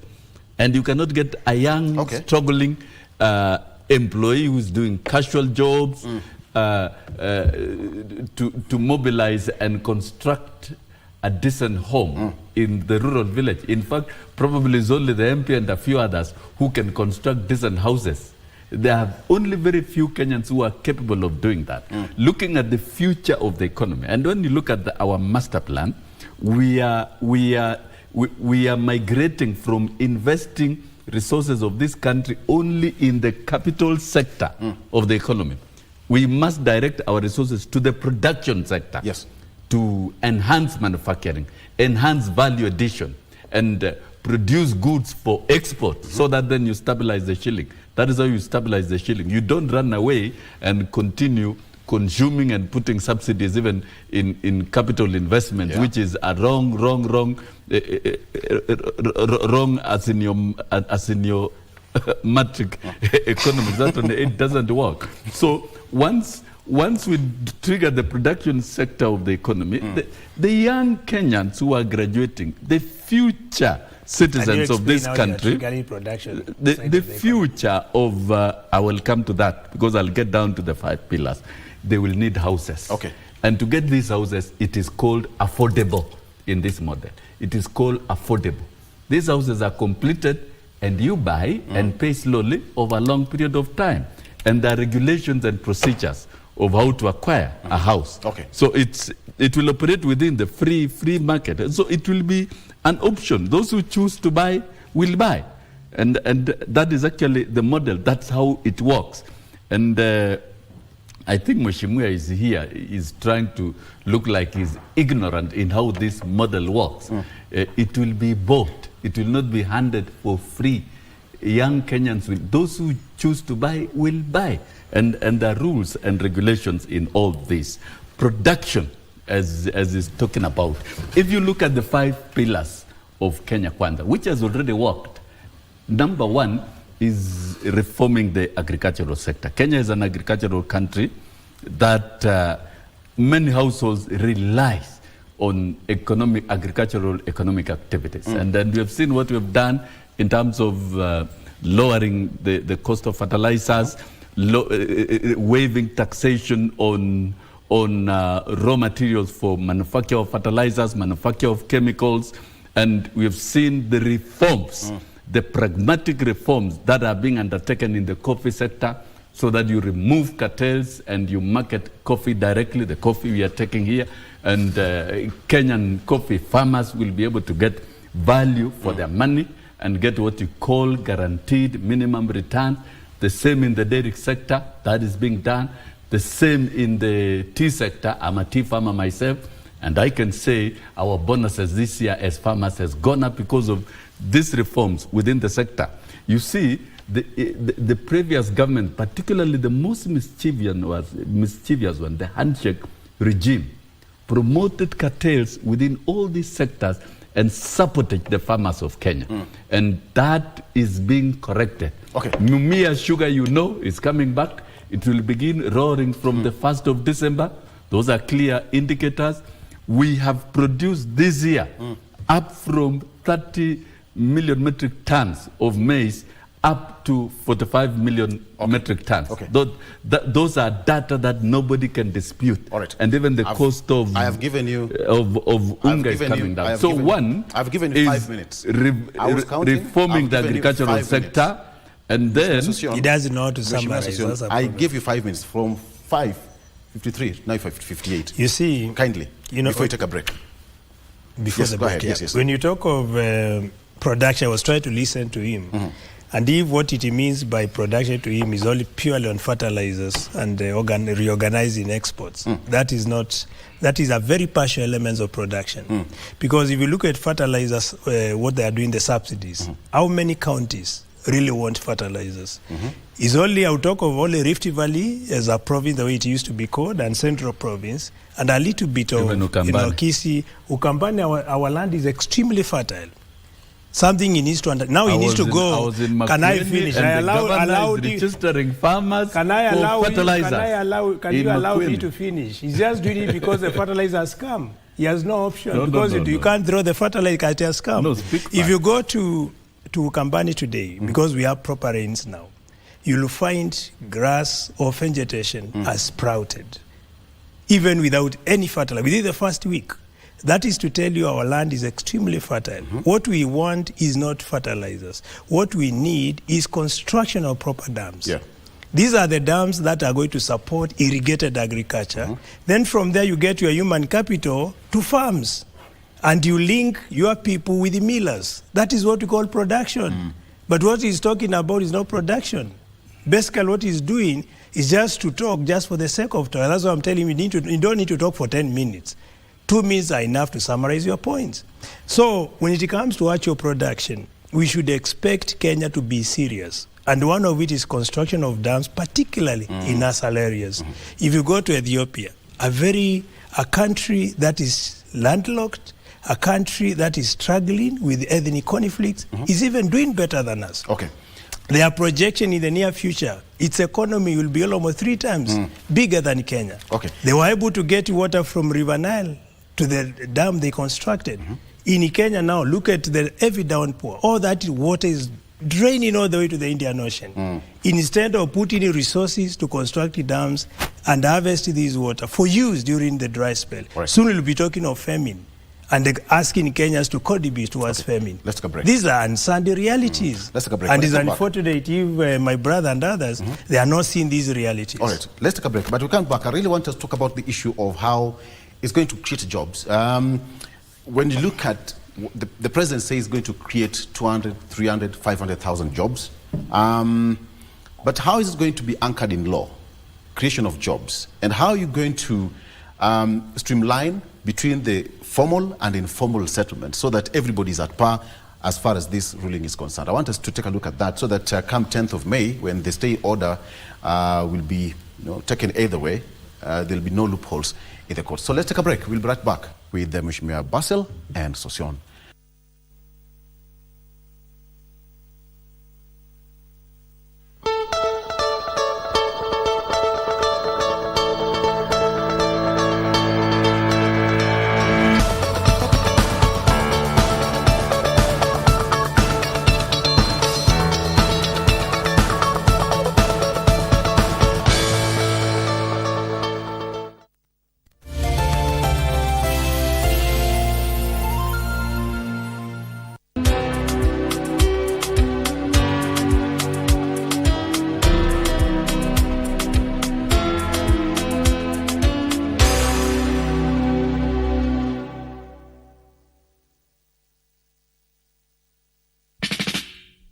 From the dawn of independence to the present day, Kenya has journeyed with strength and determination.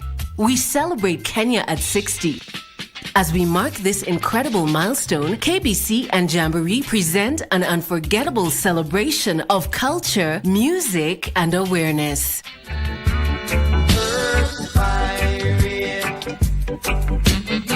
Immerse yourself in a musical journey featuring global sensations like the Mighty Itals and Everton Blender, all the way from Kingston, Jamaica, alongside our incredible homegrown artists.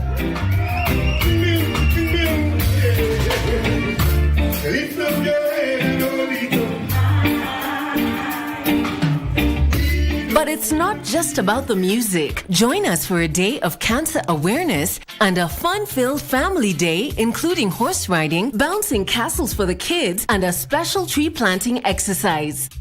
Save the dates as we tour a county near you.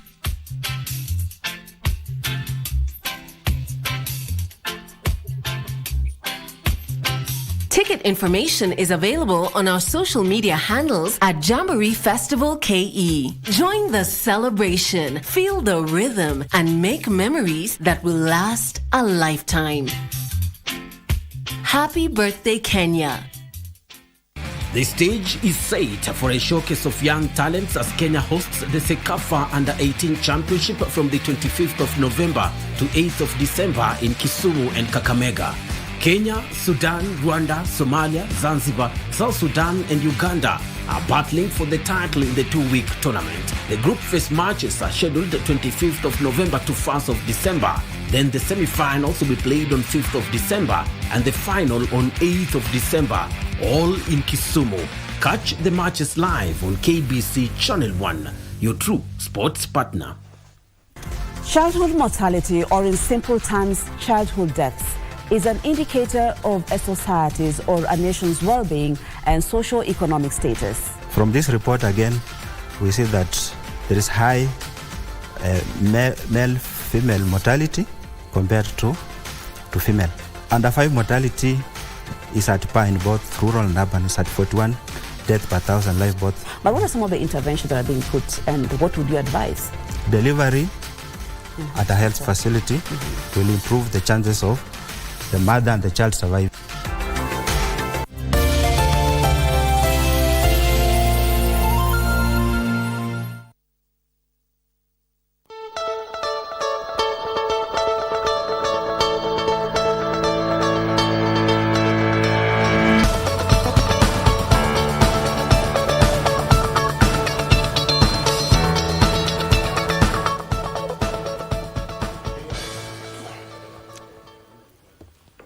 All right.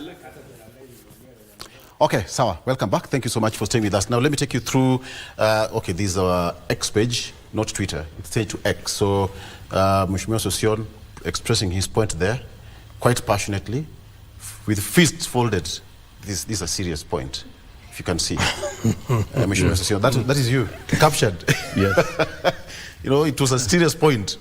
I don't know what Mheshimiwa Basil was, you know, like. I was listening. He was defeated. He defeated. I was listening. Okay. That's how we do it here. Thank you so much. There's another story here that sorry for that. This is another bit of, it says that, where is that? Very quickly. There we go.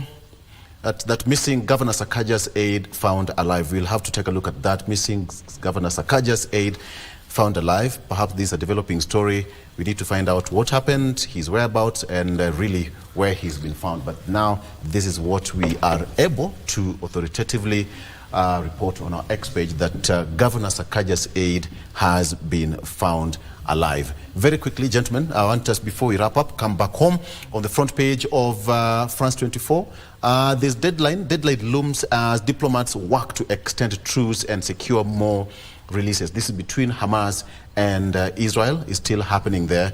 And remember, a lot of people, as you know, kids included, as young as 4 years old, have been, Hamas and Israel released more hostages and prisoners under terms of fragile ceasefire that held for a fifth day Tuesday as international mediators in Qatar worked to extend the truce. The United States also urged Israel to better protect Palestinian civilians in Gaza if it follows through its promise to resume the war. That is what's on the front page of France 24, and I think it's now a point of jubilation as more hostages are freed. Very quickly, on the front page of the BBC, what does it have here? Is also the same thing. 12, very quickly, yes. 12 more Gaza hostages and 30 more Palestinian prisoners released under truce. So I think this move towards the right direction. Israel says that 12 more freed hostages, 10 of its own citizens and 2 Thai nationals have left Gaza and are now in Israel territory. This is what is being recorded here. But now the point is that prison officials in Israel also say that they have released another 30 Palestinians, joining 150 others, mostly women and teenage boys who've been freed since Friday. So I think within a record time, I think, gentlemen, we are going to see some sense of sanity coming back. Mr. Basil, you said that you are well versed with this terrain, Gaza, Israel, and all that. You see some sense of sanity coming back. Well, the damage has already been done because you can imagine the level of destruction that has taken place. So many people have been displaced. We are talking of millions of people that have been displaced, and all infrastructure have completely collapsed. So there is a lot of humanitarian work to be done there. So this is what's happening. I would imagine, Mr. Sosion, going back to school, I can imagine what really happens in these nations. I mean, for them to come back to their feet, it's going to take some time. I mean, you know, and economically. So those conflicts have been very, very perpetual, and until and unless there are frameworks of Israelis and Palestinians living together on the same land and in peace, then we don't see an end to that, because those involved are external forces. The Israeli government relies on their global allies, the Hamas and Hezbollah and the rest. It also relies on their global allies, and their global allies are strong, and they will continue supporting their pursuits. And I don't see it coming to an end any soon, unless the UN, the UN itself says of the matter and recommends a lasting peace settlement. Okay. All right. I think that's all in point. So let's come back home. We're coming to the final end. So let's turn pages, gentlemen. Very briefly, it's not been a very good week for the state, so to speak. It's been a week of cases being thrown out. But let me just ask you, as we finalize on this issue of the court ruling, how is the government going to streamline what the court ruled yesterday to make it legal within a span of 45 days? You're still going for recess? Parliament going for recess? Of course. All right. So how is it going to work? Is it going to go through Parliament? Are you going to have special sittings to entrench some of these legal requirements in law? Number two, how is it going to create jobs for the Mwananchi that it's going to be quite easy for the salaried and informal settlement, the informal category in the country? Let me start with you, Mr. Bass. First, between now and January, there'll be the government. I'm sure they're going to appeal. And lodge the appeal in the Supreme Court, basically, and that is very likely to nullify, or reverse the judgment given yesterday. So when it comes to making new legislations, that cannot happen between now and January, because now we are about to go for recess, long recess, which will take place next week from the 7th. I think next week will be 7th, if I'm not wrong, from my calendar. So if you look at what's going on, definitely, as I've said, there'll be an appeal in the Supreme Court, and I expect it to happen. And that is why you had the High Court saying that whatever ruling they made yesterday, if it comes to the levy, it is going to stay put all the way to January 2024.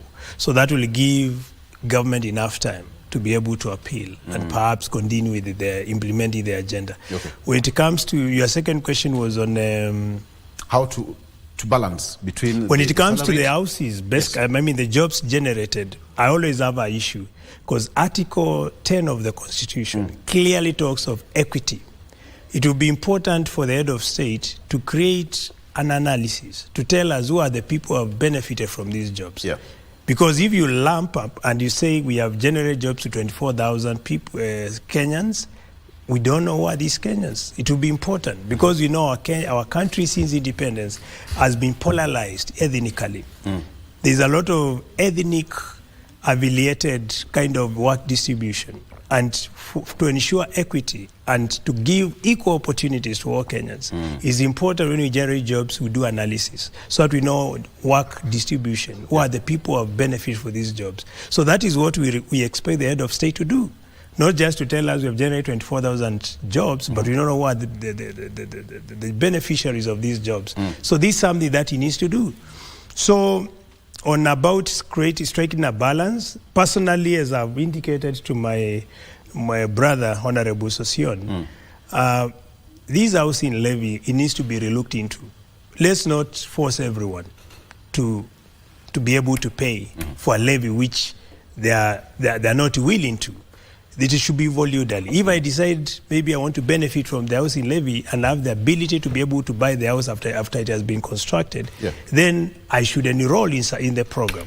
And when I enroll, I'll give consent and tell my employer, please deduct this amount of money towards my house, which I'll pay. And then you can agree with the government, you are constructing my house for how much money?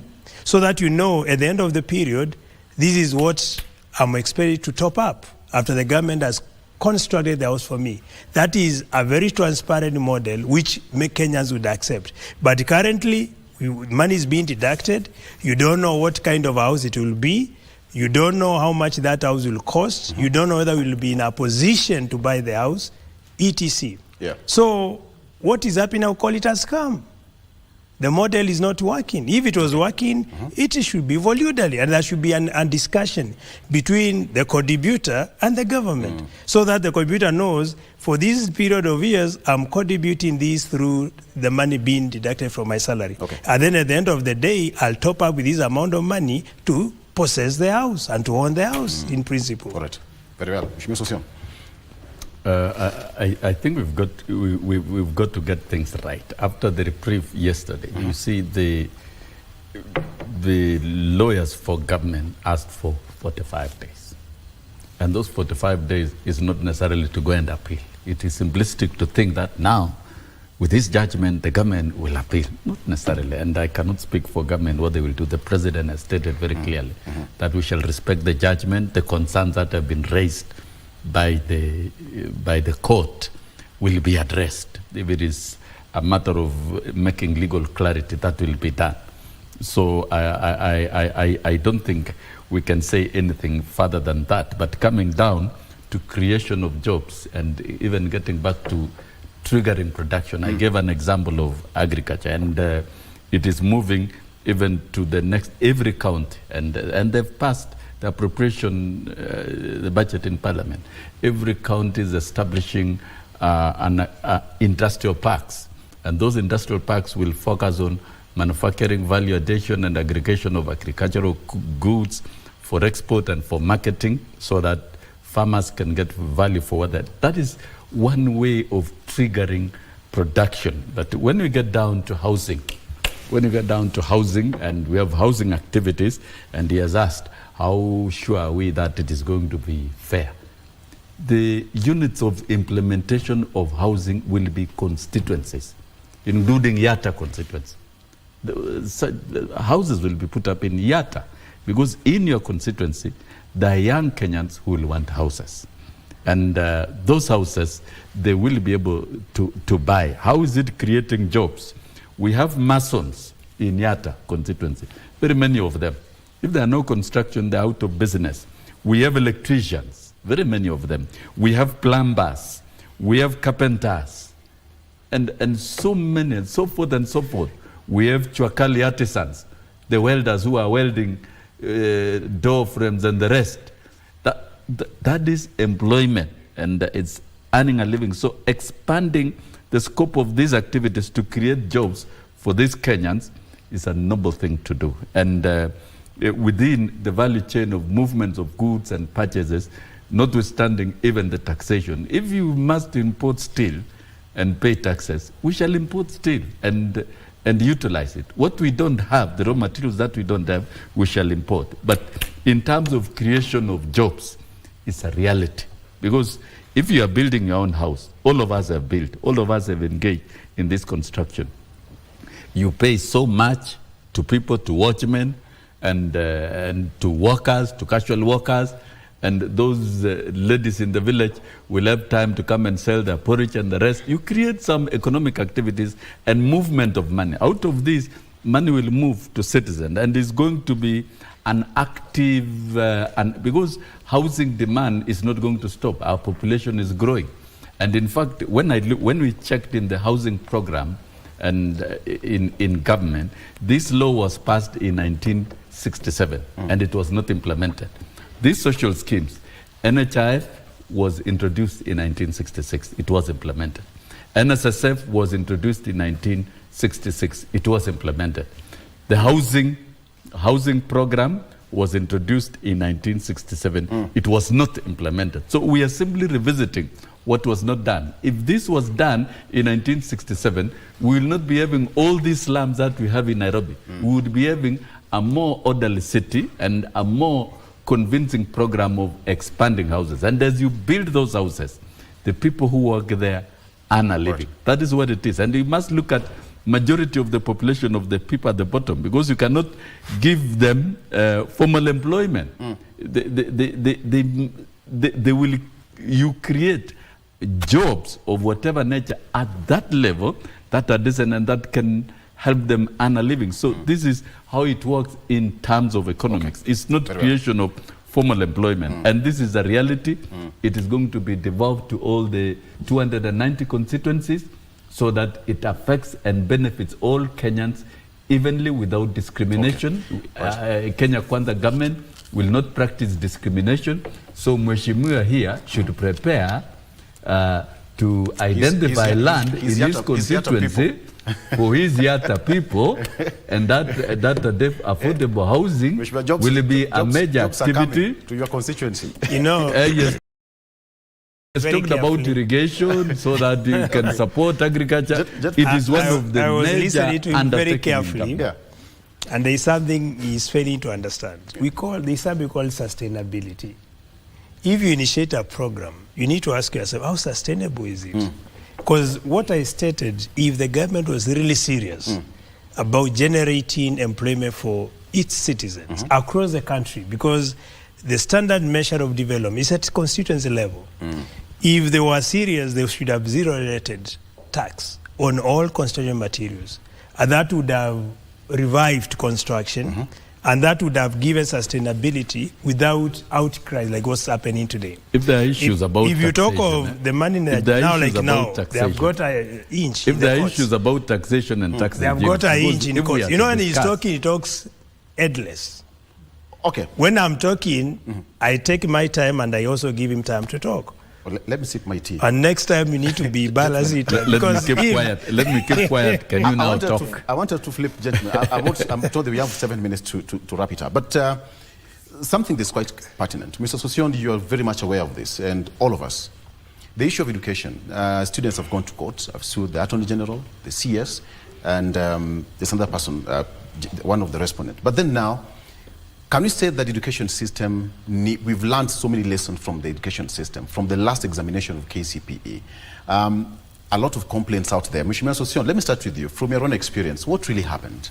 I think you've asked the right question. Exactly. What really happened? Is what Kenyans should ask. What exactly happened? What happened with KCPE? Yeah. And it's from there, once we get the answer and the fact, then we'll be able to reason. Really, nothing fundamental went wrong.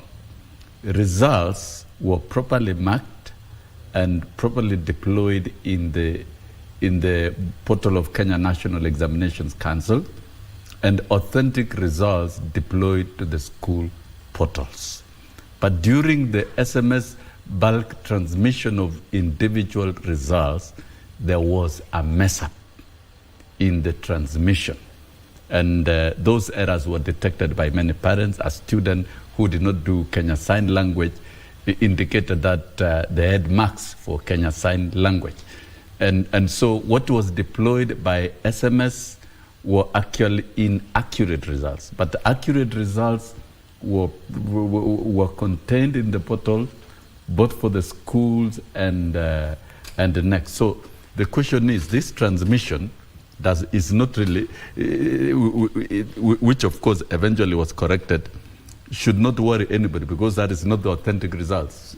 Students who went to schools and got their result slips from the school portals got genuine results, and this was corrected. The only error which Kenya National Examination Council acknowledged was for 133 students during the integration of composition and INSHA marks with the multiple choice question. That were only 133, which they acknowledged and corrected. Otherwise, all other results are accurate, authentic, and parents can access at their portal. The only trouble that happened after is a bulk SMS transmission, media spinning, and out of this misinformation, there is heightened confusion that now some, particularly private schools, who actually are established their business motive in nature and using children to do business. And if you look at what is happening in private schools, they are convincing parents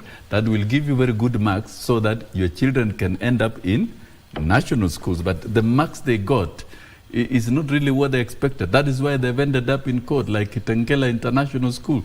They're simply contesting. You don't need to go to court to vary results at the Kenya National Examinations Council. Because the court will still rely on facts at the Kenya National Examination Council. Whether it is remarking, if you remark, you still arrive at the same point. Hold on. So I can say in short, there is no cause for alarm. The original, authentic results are contained in the photo. Yes, absolutely. Okay. Absolutely. From the information I have. Sosioni is proving to be a smart liar. I'm not a smart liar. There's a time, there's a situation where you admit a reality. Okay. There's a situation where you admit and say things are not okay. You can walk as because my brother here, all the time, there is defense where you defend. You can walk. I allowed you to talk. There are times when you defend and others when you admit. We have only 3 minutes. Now he's always lying. I've been listening. That's why I'm carefully looking at his eyes, whether he's really serious. How do you explain a school, one school, all students get the same marks? And then he's telling me the problem was the transmission from the ministry by SMS to students. No, those students. These are outright lies. It's outright lies. Why do we have people who come these are live stations and you are lying openly to people.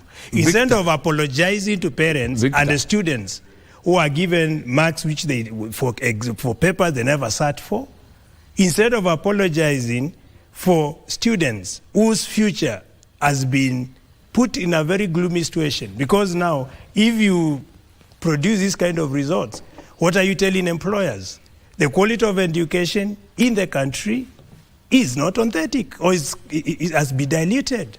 And when you have diluted or poor education system in your country, you have no country.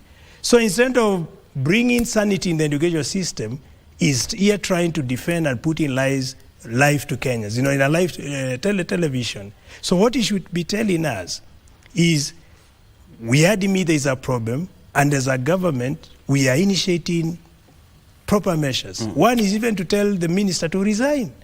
If I was a minister for education today, I would have resigned, honestly. Because these are total failure to the system. Because you are supposed to make sure you give credit to the education system. Now the people who are reading newspapers and seeing what's going on in Kenya, what kind of image, reputation of our education system are you sending out there? And how do you expect graduates, those who are transitioning to secondary school and later on to the universities, so how do you expect potential employers to even And when you look at the education is a foundation of all facets of life. Victor, one item that must be corrected. And that's one why item that must be corrected. There's a time to defend. There's a time to admit. Item that must be corrected. We are, as an honest government, what happened is wrong. Must be corrected, and the people responsible are going to be punished according to the law. That's what you should be telling us. One item that not must trying be corrected, to Victor. build an image. Because you are peddling lies. No, you are peddling lies. As respond to that. Now, this idea of this information of students getting the same marks from the first to the last. We saw it in the social media, and we checked with NEC. We checked with NEC. We checked with NEC. Almost all students got 60%. No, we checked with NEC, and somebody only picked common scores, say, for example, 75%, and listed only those who scored 75%.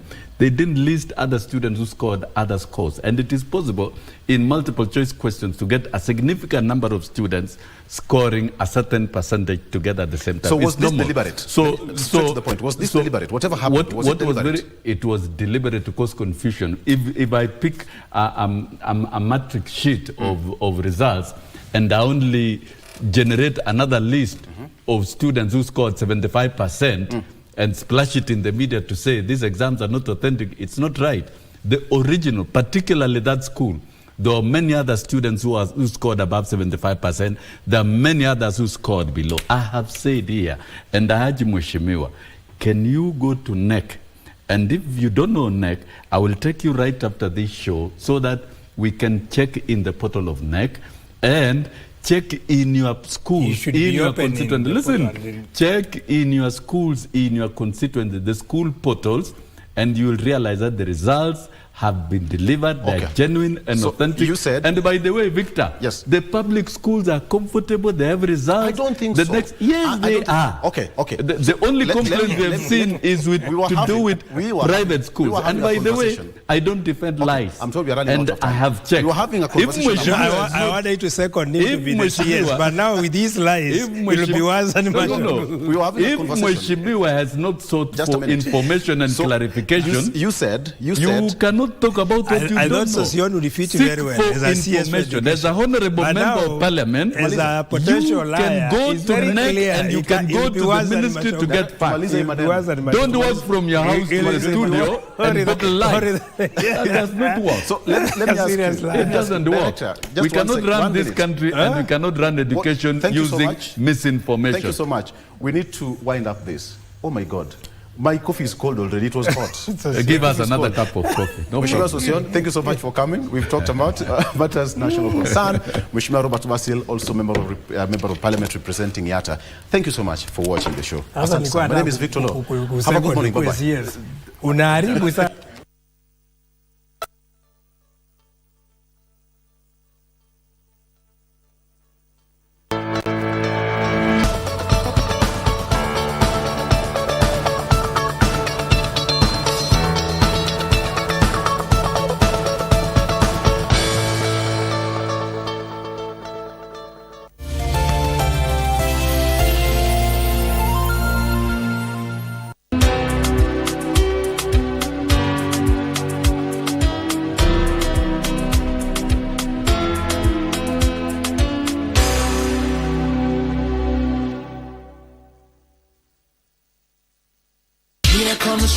Here comes the danger, sent by the Savior. Welcome the Rasta. Oh, think twice. It's just another day for you and me in Kingston Town. You don't call anymore, 'cause I'm still thinking about you. Have you found somebody new?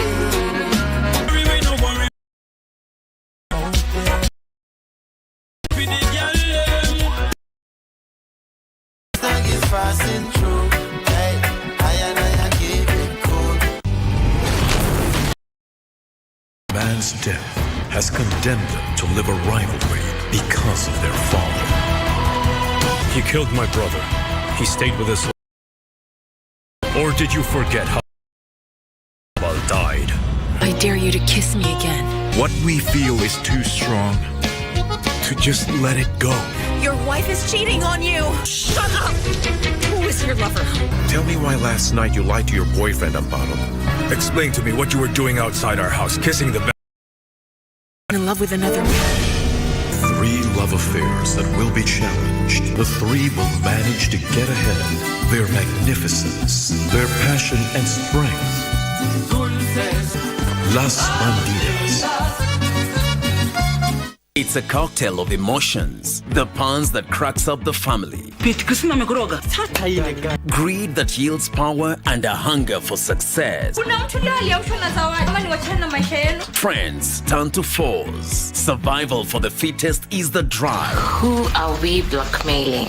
But nothing beats the feud in a family where one disappears and another fights for the crown. It was not supposed to go this far. It's the desire to succeed that keeps us going, the deception that keeps us digging, and the laughter pill that keeps us living.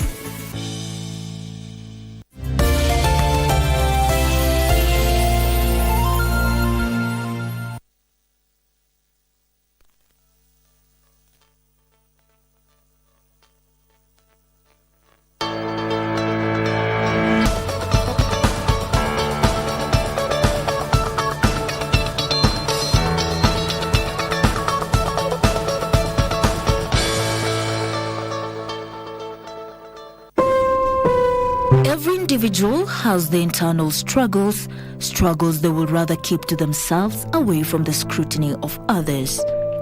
Meet Chebet, not her real name, who seems okay from the outside, but she carries with her a painful story.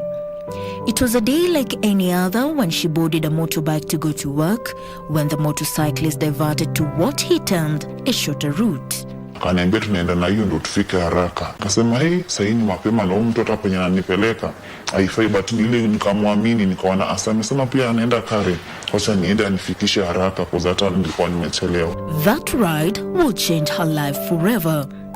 Sasa kwa good luck ikasimama. Bado sasa ile kusimama akanigonga. So kuanguka ndo akashuka kwa pikipiki akakuja akanizamuta. Ndo akanitoa trouser. Akaanza kunirape. She felt like the world had conspired against her and she wept for days on end. So like hakuna mtu nimeingizwa hapo ndani, sasa nikakosa advice nitafanya nini kwa familia yetu, hakuna mtu anakuwa anajua. So nilikuwa nashinda tu kwa nyumba analia, nasema sasa kutakuwaje. She opted for counseling. Na sasa mimi nilikuja hiyo first session, niliona like kuna wasichana wengine, so nikakuwa like kumbe si mimi peke yangu, labda ningekaa kwa nyumba ningeumia peke yangu. At the recovery center, we met 2 more women who have also suffered from domestic violence. As mothers and wives, they persevered abuses from their spouses for a long time. Mi kufika saa 4, it's like aliona nimekuja kama saa 8 usiku ama sijui ni nini. Akaanza kunipiga, akanipiga. Watoto wamelala, anawaambia wasijaribu kuongea. For Elizabeth Wambui, her love story turned into a nightmare when she got pregnant. I just wanted a yes or no answer. You promised to take me for the baby we are expecting shopping. Are we going so that I can get ready? But he snapped off and started beating me up. She wanted to save her marriage, but in her silence, it would seem she was digging her own grave. At a point where now he takes a metal and he's strangling me. He wants to kill me. And he's swearing curses and swearing how he will kill me and kill the children. Counseling for both women was a 7 grace that brought them peace and healing. They want other women to break the silence on gender-based violence. Ifanywa kitu kwa hiyo, inafaa ujitokeze. Kwa sababu mimi sikuwa na courage ya kukuja hivi. Msivumilie, watu wengi sana wanakufa. Wanauliwa juu ya tijina nimeolewa. Siwezi toka kwa mume wangu. Stop keeping quiet, because keeping quiet first of all is the enabling factor for these people. Fina Nyakwara, case manager from the Gender Violence Recovery Center, attributed most gender-based violence in Kenya to patriarchal culture. And because again, when you look on the culture and the stereotyping in the society, sometimes it drags the elimination of gender-based violence in Kenya actually. But it just calls for so many individuals or partners just to work towards elimination. Aber Sadi, a safety consultant, calling for a collective responsibility to eliminate gender-based violence. It's not an individual responsibility. It's a responsibility of the state that those women works on or operate in. It's a responsibility of the organizations in general and the organizations that are working on the women issues. So it's not only the responsibility of the woman only to protect herself, but it is related to the society. The gender-based violence hotline 1195 works in partnership with the Ministry of Public Service and Gender to help victims get fast assistance to healthcare assistance. Nowhere in the world is the woman safe from violence. The need to unite and invest in the key preventive measures will go a long way to eliminate violence against women. It is shortly before 3 p.m. in Ongata Rongai Town, Kajiado County.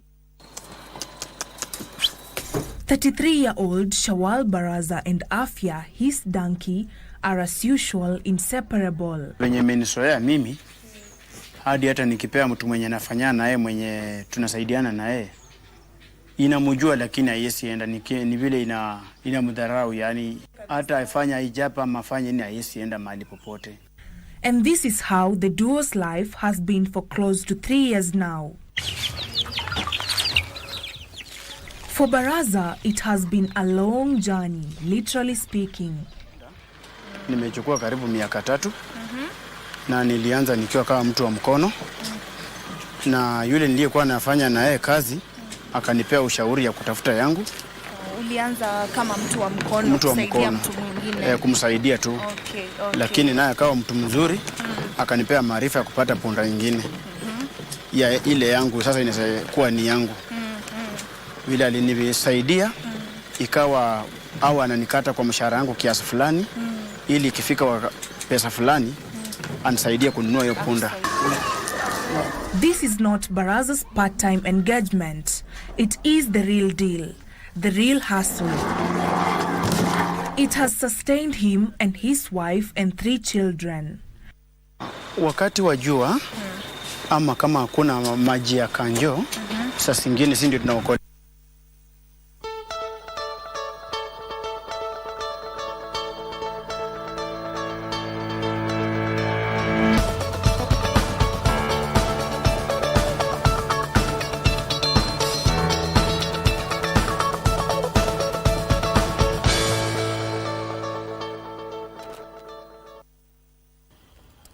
All right, and we are back. Thank you for staying with us. This is Good Morning Kenya.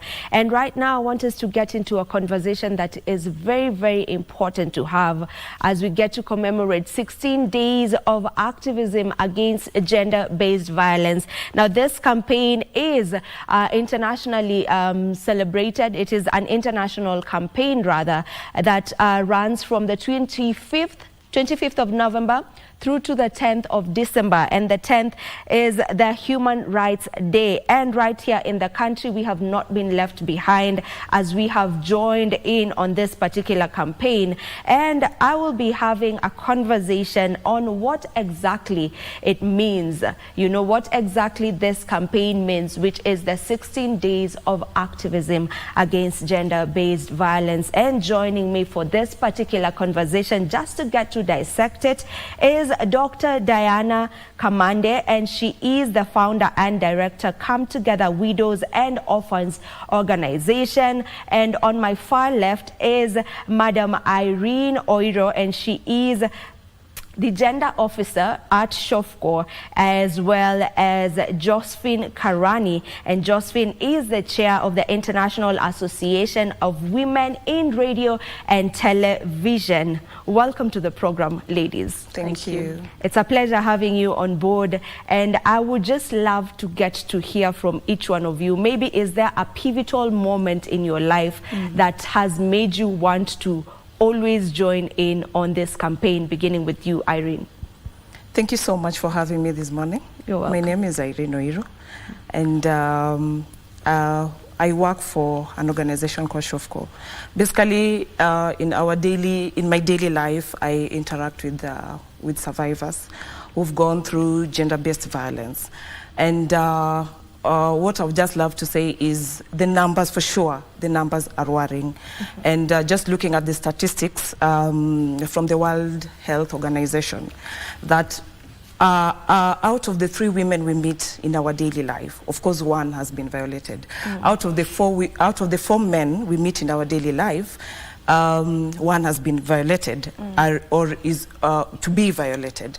And that really tells you that as we speak now, someone is being violated. And for sure, back in the slums, the people we meet are going through a lot when it comes to issues, GBV. So during these 16 days of activism, it is just that time to amplify and tell the world that let's come out, because this is a multi-sectoral approach. Let's come out, let's speak about these vices to do with gender-based violence. And of course, me as a person, as an officer, I meet clients who've been violated of course, in the office, in my daily life, every day, who have been violated, and of course, who are going through issues GBV. Yeah. Josephine, is there a pivotal moment that has made you want to actually just get into this campaign? Thank you so much, Vivian. Good morning, Kenyans. I'm a career and seasoned broadcast journalist for many years, and I worked right in this house. And for me, I have decided to take the gap for women journalists, because we all have in the society and in the world, we always take a stake to know where we can intervene and mitigate on behalf of colleagues. And for me, I have decided through the International Association of Women in Radio and Television to take the gap and assist women journalists who may have faced abuse in different spheres in life. So for me, I have a passion to lift them, to hold their hands, to support them in any way so that they can navigate the murky waters of violence that is against men, women and children. Dr. Diana. Thank you so much. I think mine is so different. I'll speak from real life experience. 11 years ago, 19th of April, I think it was the year 2013, I'm talking about the reality of life and what comes with gender violence. You see, I still have scars everywhere, including my hands. I'm fitted with metal plates. I have scars on my face. I'm fitted with plastic nerves in my head. So I can speak as a survivor who was left to tell. When a husband I lived with for 10 years decided to turn the sword, the story hit headlines in the country of the man who tried to kill his own family, and then he took the sword upon himself. I have seen the shame that comes with gender-based violence. I've experienced it. I've lived with children who have been traumatized because their father tried to kill them. I have lived in trauma as a survivor, and that's how when I decided, let me step up. I was left as a young widow at 29 years, having faced gender violence that led me into widowhood. And from this, it was a pivotal moment where I decided, let me start an organization where I'll give women like myself a platform. And out of it, I think I wrote a book, which I launched about 2021, that I called Scars of Honor. Out of these scars, God helped me to turn my scars into stars, and they gave me honor in this country and internationally. I'm really sorry for that experience that you went through. And just speaking of organizations that have taken it upon themselves to shelter and, look after gender-based violence survivors, do we have enough of those in the country? I would say we are quite a number of steps ahead now. When I went through it, I can tell you there were no safe spaces. Today we are talking, okay, people can see like we are not moving, but I would love to say it's important to see when work has been done. Work has been done. SHOFCO is one of the organizations. I can talk of Crew Kenya. I can talk about Collaborative Center for Gender and Democracy. Quite a number of organizations, Wangu Kanja Foundation, which shelters survivors of sexual violence, and also not forgetting our very own government through the Ministry of Gender, now Culture, Arts and Heritage. We have the State Department for Gender, where we have the 1195. I also sit at the anti-FGM board, where FGM is also one of the worst human rights violation under gender violence. Even our country going to a place where by 2011 we had a policy a policy on FGM in this country, which informed an act of parliament that put into place a board. And also last week, seeing our president in Marsabit as a head of state championing this issue and saying and telling men on their face who are seated there, you elderly men, can you join in the fight as we launch the 16 days of activism? Surely as a country we are headed somewhere. Now, we are talking about the 16 days of activism, and probably there's someone who's watching us back home and they don't really understand what it's all about. Josephine, could you kindly take us through what the 16 days of activism is all about and what are the objectives? Thank you so much, Vivian. The 16 days of activism against gender-based violence is a UN declaration by UN Women. It is it's 10 days which run from the 25th of November to December 10th, where they just urge people to come out more and push for bringing into the fore violence against girls and women, to do more work, to create awareness, and to try in their different spheres to do what they can within their reach to be able to bring into place helping out women, advocating for the harassment that is going on and what needs to be done for them. And the campaign actually has a theme which says unite, invest to prevent violence against women and girls. This is a call to all nations, to all civil society, to all people of the nations, that they should come out and stand by girls and women. This doesn't mean that men are also not violated, and we always get this backlash when you talk about women. Actually, when I was coming here this morning, someone told me, why is it only women coming for this show? When will we ever have men talk about violence against women? I said, no, really. Even men can talk about it, but we need to admit that more women are violated than men. Actually, going by the statistics that have been released by the UN Women, 736 million people who have been abused, 2/3 are women. So you can look at it like 500 million are women, you know? That is a big number. So really, the 16 days is just to push for people to be more aware, to see what they can do in their different corners, and see how they can advance and talk for women who are harassed and girls. And I want us to get into how we bring men into this conversation. You know, you mentioned that the president actually talked, while speaking in Marsabit, called upon the elders to just join in on this. And Josephine, you've just also mentioned that you were being asked, why is it that it's only women? Maybe Irene, if you can just tell us more on this. How do we bring men into this conversation? Because at Shofco you also work with men, right? Yes, sure. Yes. So how do we bring men into this conversation so it doesn't look like it's a fight against genders, it's a fight against women and men, you know? How do we just bring them to the table in a nice way without it bringing up a fight? Yeah, I think this is a question that has been here for so many years. And of course, as an organization, we've put much effort now on finding better ways of involving men.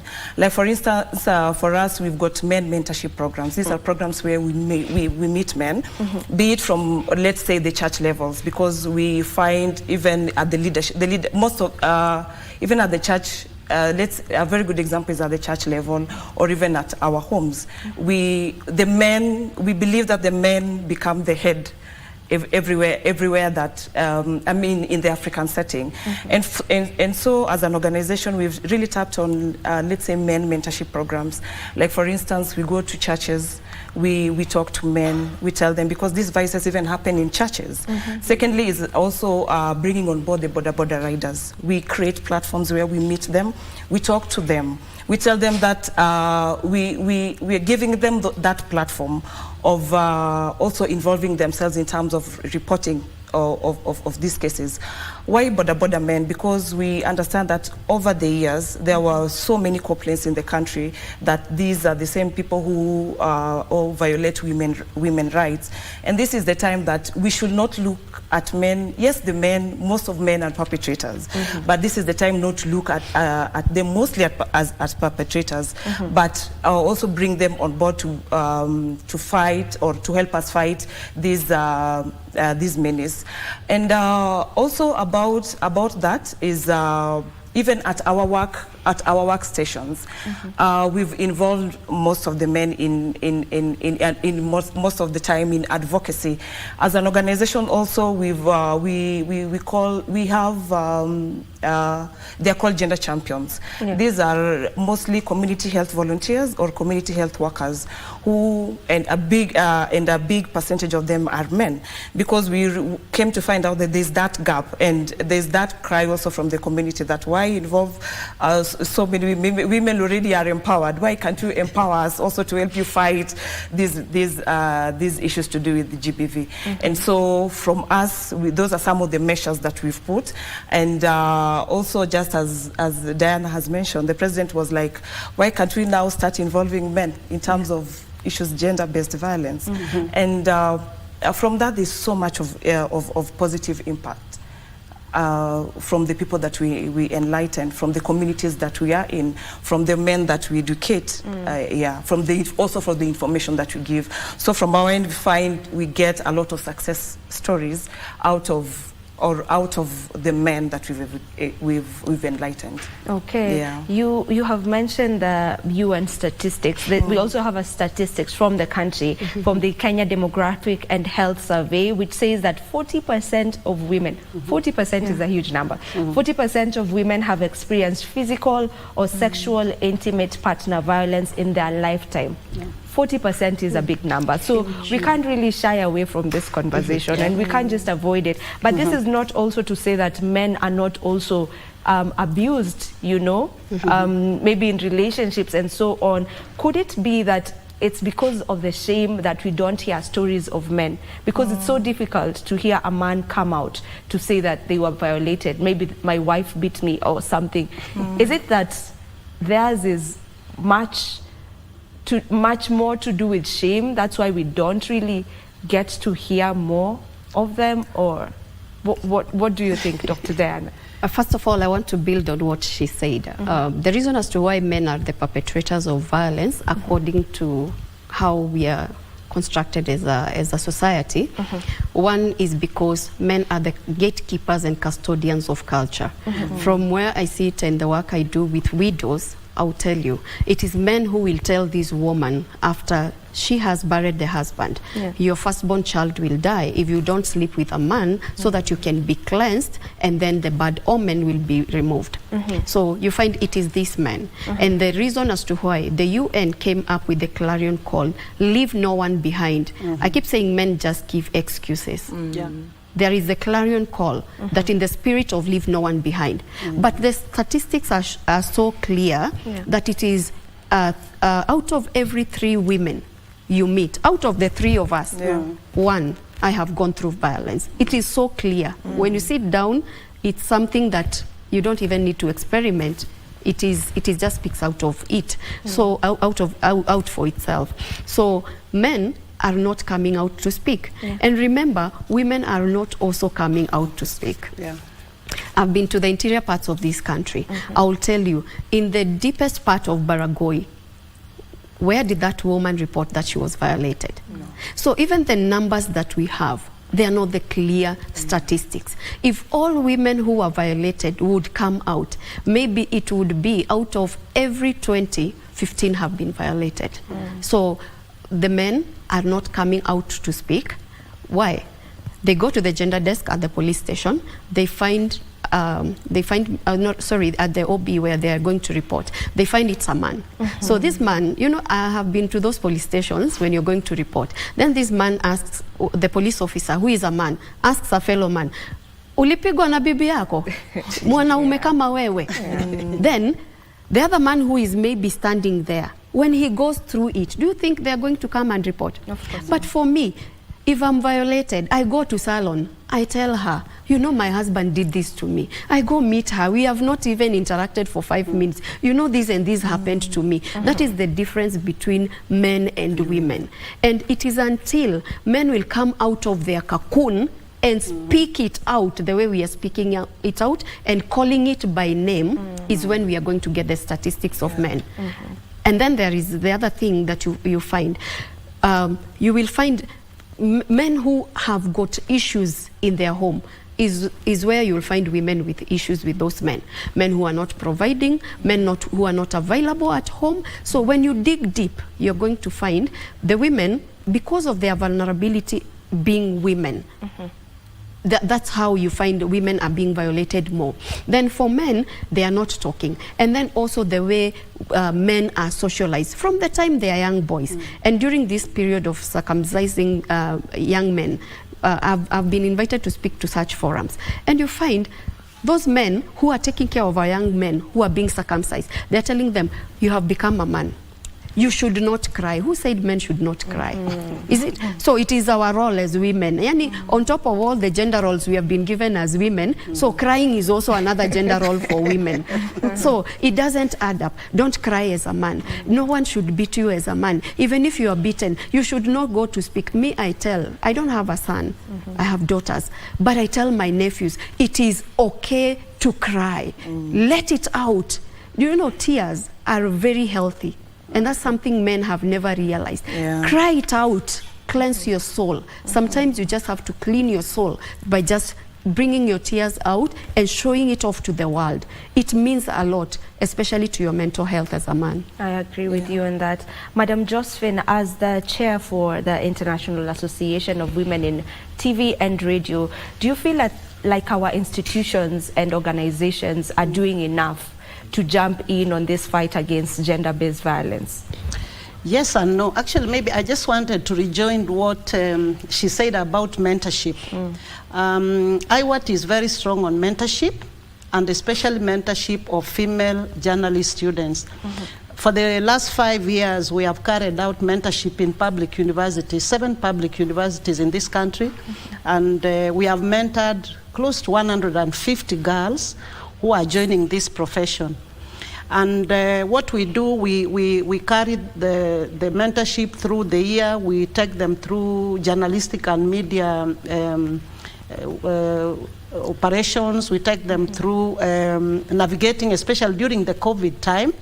You know, now we have really moved on to online spaces. When COVID came, a whole new opportunity came for us to go online. I can't remember before COVID that we ever had an online meeting. There used to be scattered meetings of Skype, but when COVID came, we repackaged, the world repackaged itself, and now we can have webinars, we can cut across and have meetings with colleagues and people from all over the globe. So we are very strong on mentorship of girls that are coming into the media.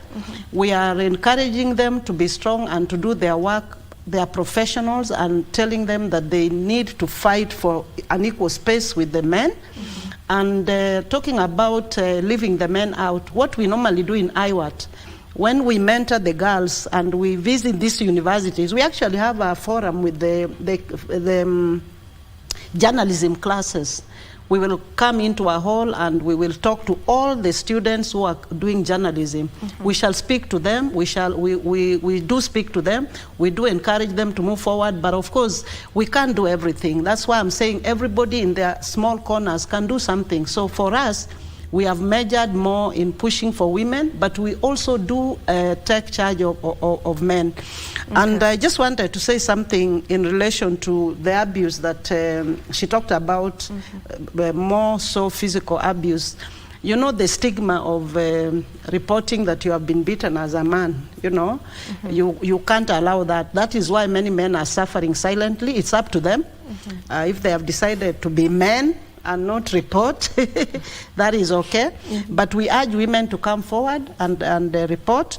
But you also realize that because of the kind of vice that is carried against a woman, they may not come forward, especially if you have been raped or sexually assaulted. Yeah. It becomes very hard to speak out, and even appearing on national TV or radio, and the way you'll be covered also, people will know this is so-and-so's child. If maybe you are covered, and if this child has been covered that they were sexually harassed, you may cover the child's face, but you may show the parents. Then I will know, oh, that is Diana.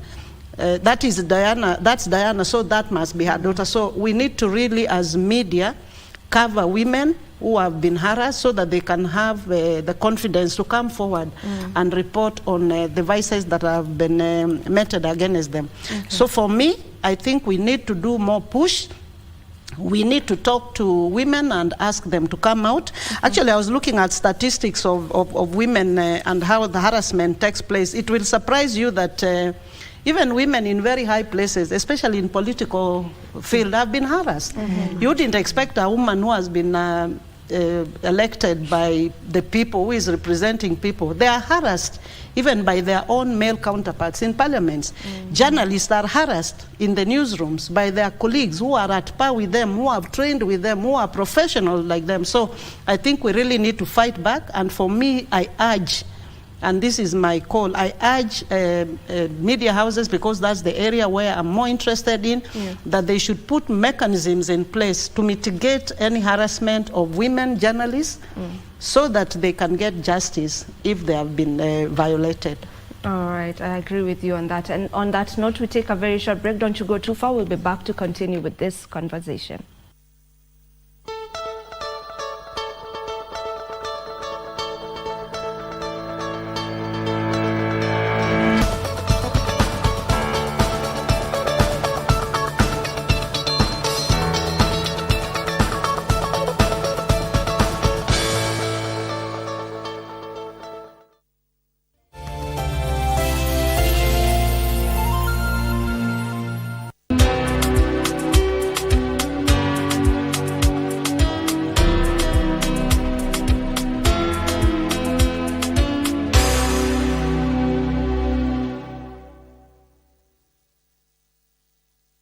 The stage is set for a showcase of young talents as Kenya hosts the Sekafa Under-18 Championship from the 25th of November to 8th of December in Kisumu and Kakamega.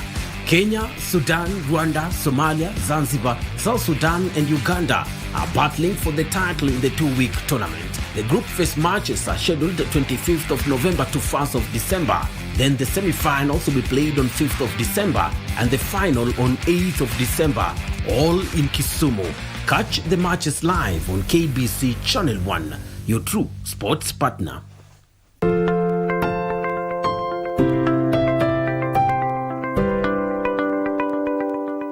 In a world filled with uncertainty, there is one thing we can always count on: the power of compassion and generosity. Every day, families in Kenya face unimaginable challenges and hardships. They struggle to put food on the table, provide shelter for their loved ones, and access basic health care. But today, you have the power to make a difference. By just contributing 1 shilling and 50 cents from your airtime, your generosity can provide access to sanitary pads, nutritious food, clean water, education, and life-saving medical care to those who need it most. To support this cause, please tune in to your favorite radio station under the KBC umbrella for step-by-step instructions on how to subscribe. KBC Helping Hands. Together, we can make a difference and bring hope to those in need. Where party today? I want to show them my attitude today. Ya bana, ni chuo kikuu cha burudani, mashavu. Sifika bei umechapa. Nyumbani kaumbea. Burudani. Twende tukacheze bango. Mama it takes two to tango. Na interview kali kutoka pwani. Nakucheza nawe. Baby nimechizi nawe. Na ukitaka tuiwashe leo. Bwana, kila siku ya Friday ama Ijumaa ukipenda saa 3 hadi saa 6 kamili. Nafanya kama unacheza isoko. Kumbuka Masha. Nyumbani kwa burudani. Usikose tegea show kali tokea pande za pwani. Anachukua, anaweka, wa. Le général Dangote. Anachukua, anaweka, wa. Le grand Mouba. Anachukua, anaweka, wa. Boss Nyambuka. Anachukua, anaweka, wa.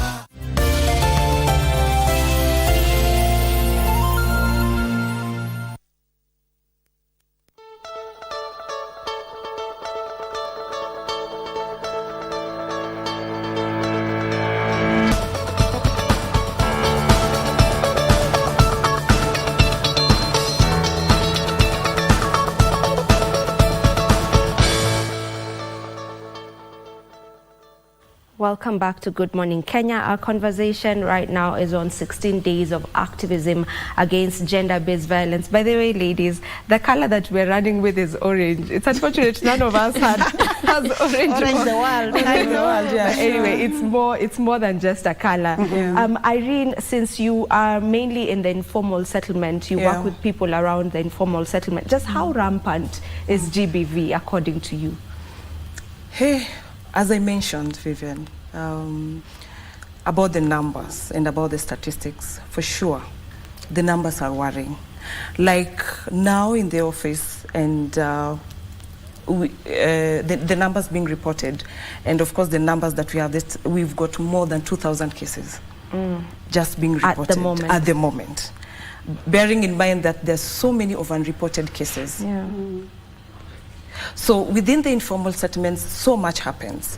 Like currently, I think with the amplifying of the issues GBV and also issues to do with 16 days of activism, this is the time, yes, to amplify. But the question is, at the informal, most of our people have been affected with El Nino. So who talks about GBV and climate change? No one. Who talks about GBV currently and people living with disability in the informal settlements? Who talks about GBV and mental health? Yeah. So those are some of the discussions that we should now start picking.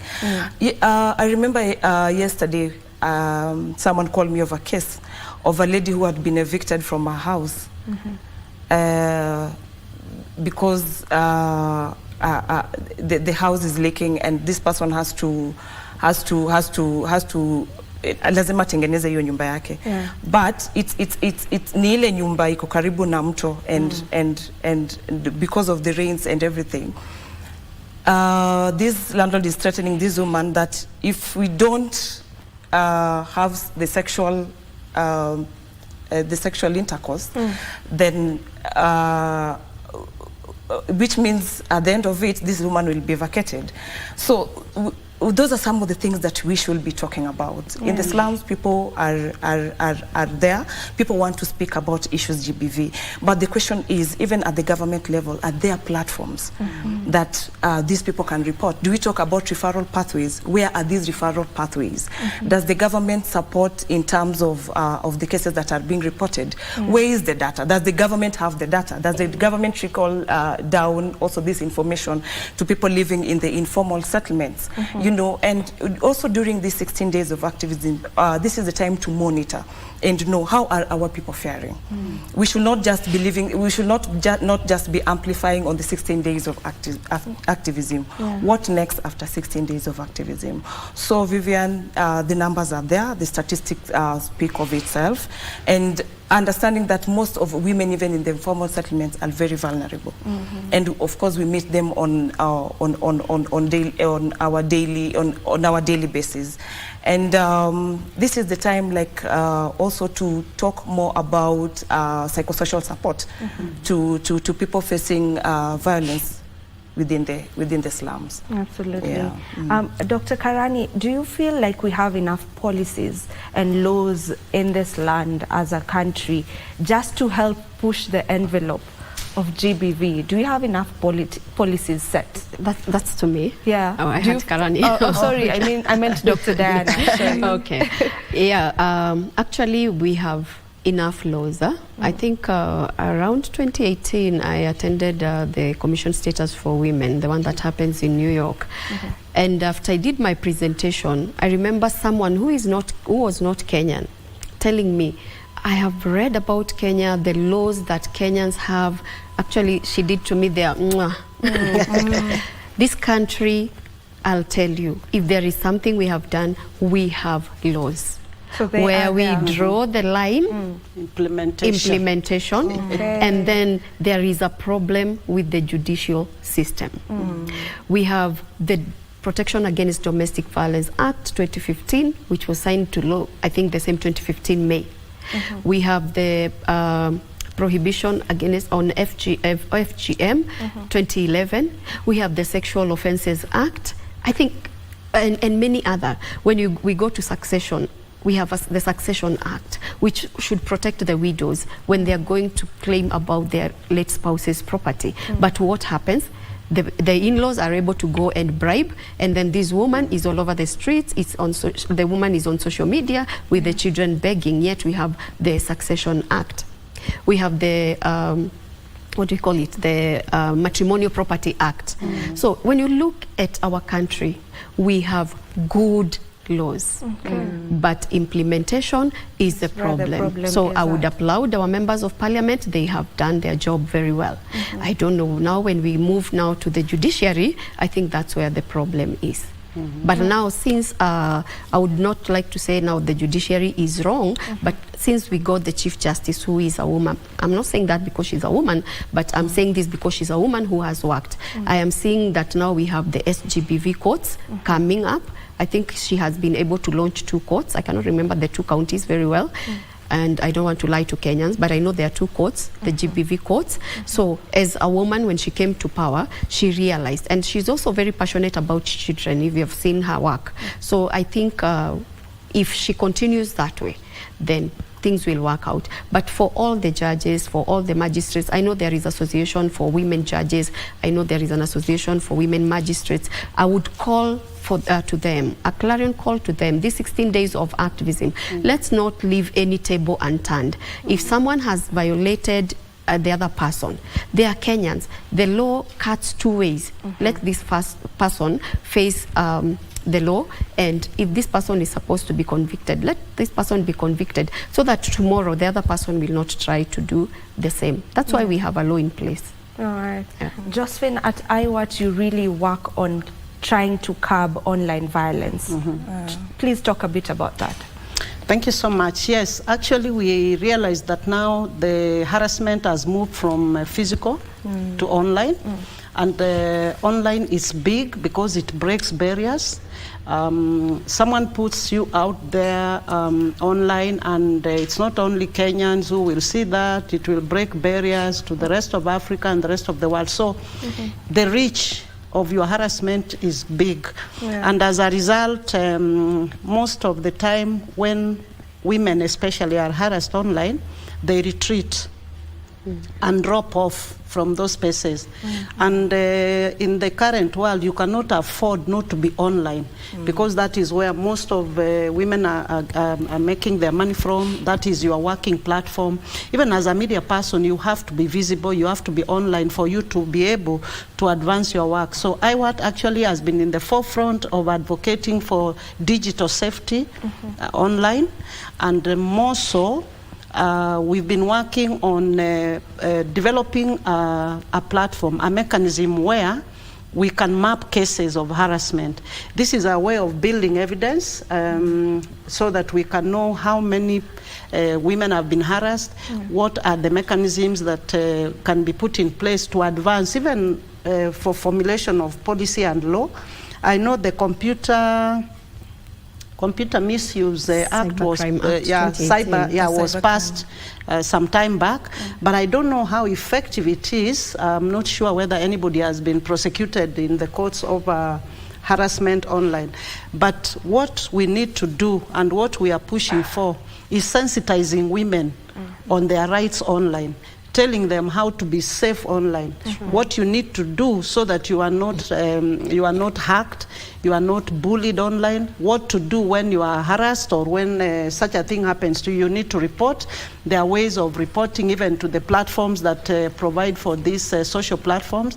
You can actually report to Meta, report to Twitter, and this person can be pulled down if they are harassing you. So we have been teaching women on safety online, on how to use the online spaces to advance their work that they do every day. And the bullying, it's really unfortunate because we always say it, you know. I remember of a case a while back where a lady had been thrown off the balcony simply because she went on a date with this guy and then she refused to go home with this guy after. And she was thrown outside, you know, off a balcony, and people were actually justifying the guy's action, saying, why did you go? I mean, it's so unfortunate that when there's a violence against women, I'll speak for women. When there's violence against women, we always try to justify or look for ways to justify why that had to happen for her. Someone was raped, we ask, what was she wearing? I mean, does that really matter? It's really unfortunate, and I guess I really hope we'll get to a point as a country and the continent at large where we don't really have such cases where people are bullied for speaking out. It is really unfortunate. Very unfortunate. It is unfortunate. As I can see, time is really running against us, but if I can just ask, maybe what are some of the activities that are set to take place in the 16 days? It already started on the 25th. Are there activities for each day, or how are we going about it? Yeah, for us in IWAT International, we kicked off the 16 days with a training for members and journalists. We had a former vice president of IWAT International. She's from Egypt, but now in Germany. She trained women on how to be safe online, how to detect danger, and how to carry themselves, especially when they are going out to the field, when they are going to cover events, what they need to do, how they need to camouflage themselves, how they need to dress for jobs out there so that they are not targeted, especially during times like elections or when it's you remember we had maandamano here some time back, and as a woman journalist, you needed to know how to dress, what to do, so that you are not vulnerable. It's easy for you to be attacked as opposed to maybe your male counterpart. So we had skills taught to these women who are active in media houses so that they can know how to do their work safely and so that they are not exposed to danger. So we have kicked off those days, and we are having, every day we are having women journalists putting out something to the airwaves in different ways to be able to sensitize Kenyans and the world at large on these days, because indeed we need to unite and prevent violence against women and girls. So each institution is just doing its thing on these 16 days. There's no one, it's not under one umbrella. Yeah, because the main one was on Sunday, where we were running against GBV, where we did it in Nairobi, 10-kilometer run. That was organized by Nairobi County and the Ministry for Gender. But I think even each semi-autonomous agency in government that deals with such issue, they have their own arrangement. Like at the anti-FGM board, we have quite a number of activities, and we will be culminating at the Samburu Girls Foundation because of the issues of FGM, and Samburu County is one of the hotspots. But we still have other activities. We have in Narok, we have in Bomet and other areas. And also as an organization for widows, we also have activities. And our activities this time, we have actually brought men on board. And even what we are doing is we are doing male engagement. So men should not be outside there, just keeping quiet, saying every time that they have been forgotten. We have brought male engagement on board. And also at the anti-FGM board, we have something that we call Men and FGM, because we have believed it's men who will talk to the younger generation, to tell the younger generation it's not okay for us as men to keep on saying that we will marry the girls who have been taken through FGM. We can change the narrative and embrace the girls who have not been taken through FGM, because they are not a bad omen in the society, they're just girls like the others. And we are doing this actually during the Human Rights Day, because FGM is one of worst human rights violations to the body of a girl or a woman. If I may get your parting shots as we finish with the conversation, beginning with you, Irene. My parting shot will be, we most of the time we talk about policies, but the question is, are they tailor-made in a way that people from the community could really understand? When you talk of the sexual offenses, what is it that is enshrined in the sexual offenses? Is it demystified in a way the community can really understand? Is it is it written in a way that any other mwananchi can really understand? We understand that we meet people who are illiterate, people who don't even how to read and write. Secondly is about the government. We go to very high-end, very big hotels. We sit in these platforms. We talk about all these policies, but are these policies really trickled down? You know. Thirdly is about the social media platforms. How is the social media platforms being handled? I remember back when we were growing, we would go somewhere and watch something to do with the puppets and everything. This is the era of the social media platforms. Who is here? When I go through my social media pages, either Facebook, TikTok, and Instagram, is there any platform that someone speaks about gender-based violence? No. If you go to, let's say, Instagram, people just want to post pictures, people want to look good and everything. And also in the print media. If I took a magazine today and it's written about 16 days of activism, it will really shock you that anything gender-based violence is written at the back. And politics starts from the first page, and it goes to the next page and next page and next page. And so those are some of the things that we should take a different approach, and we should now focus and really refocus on how we now want to handle matters GBV.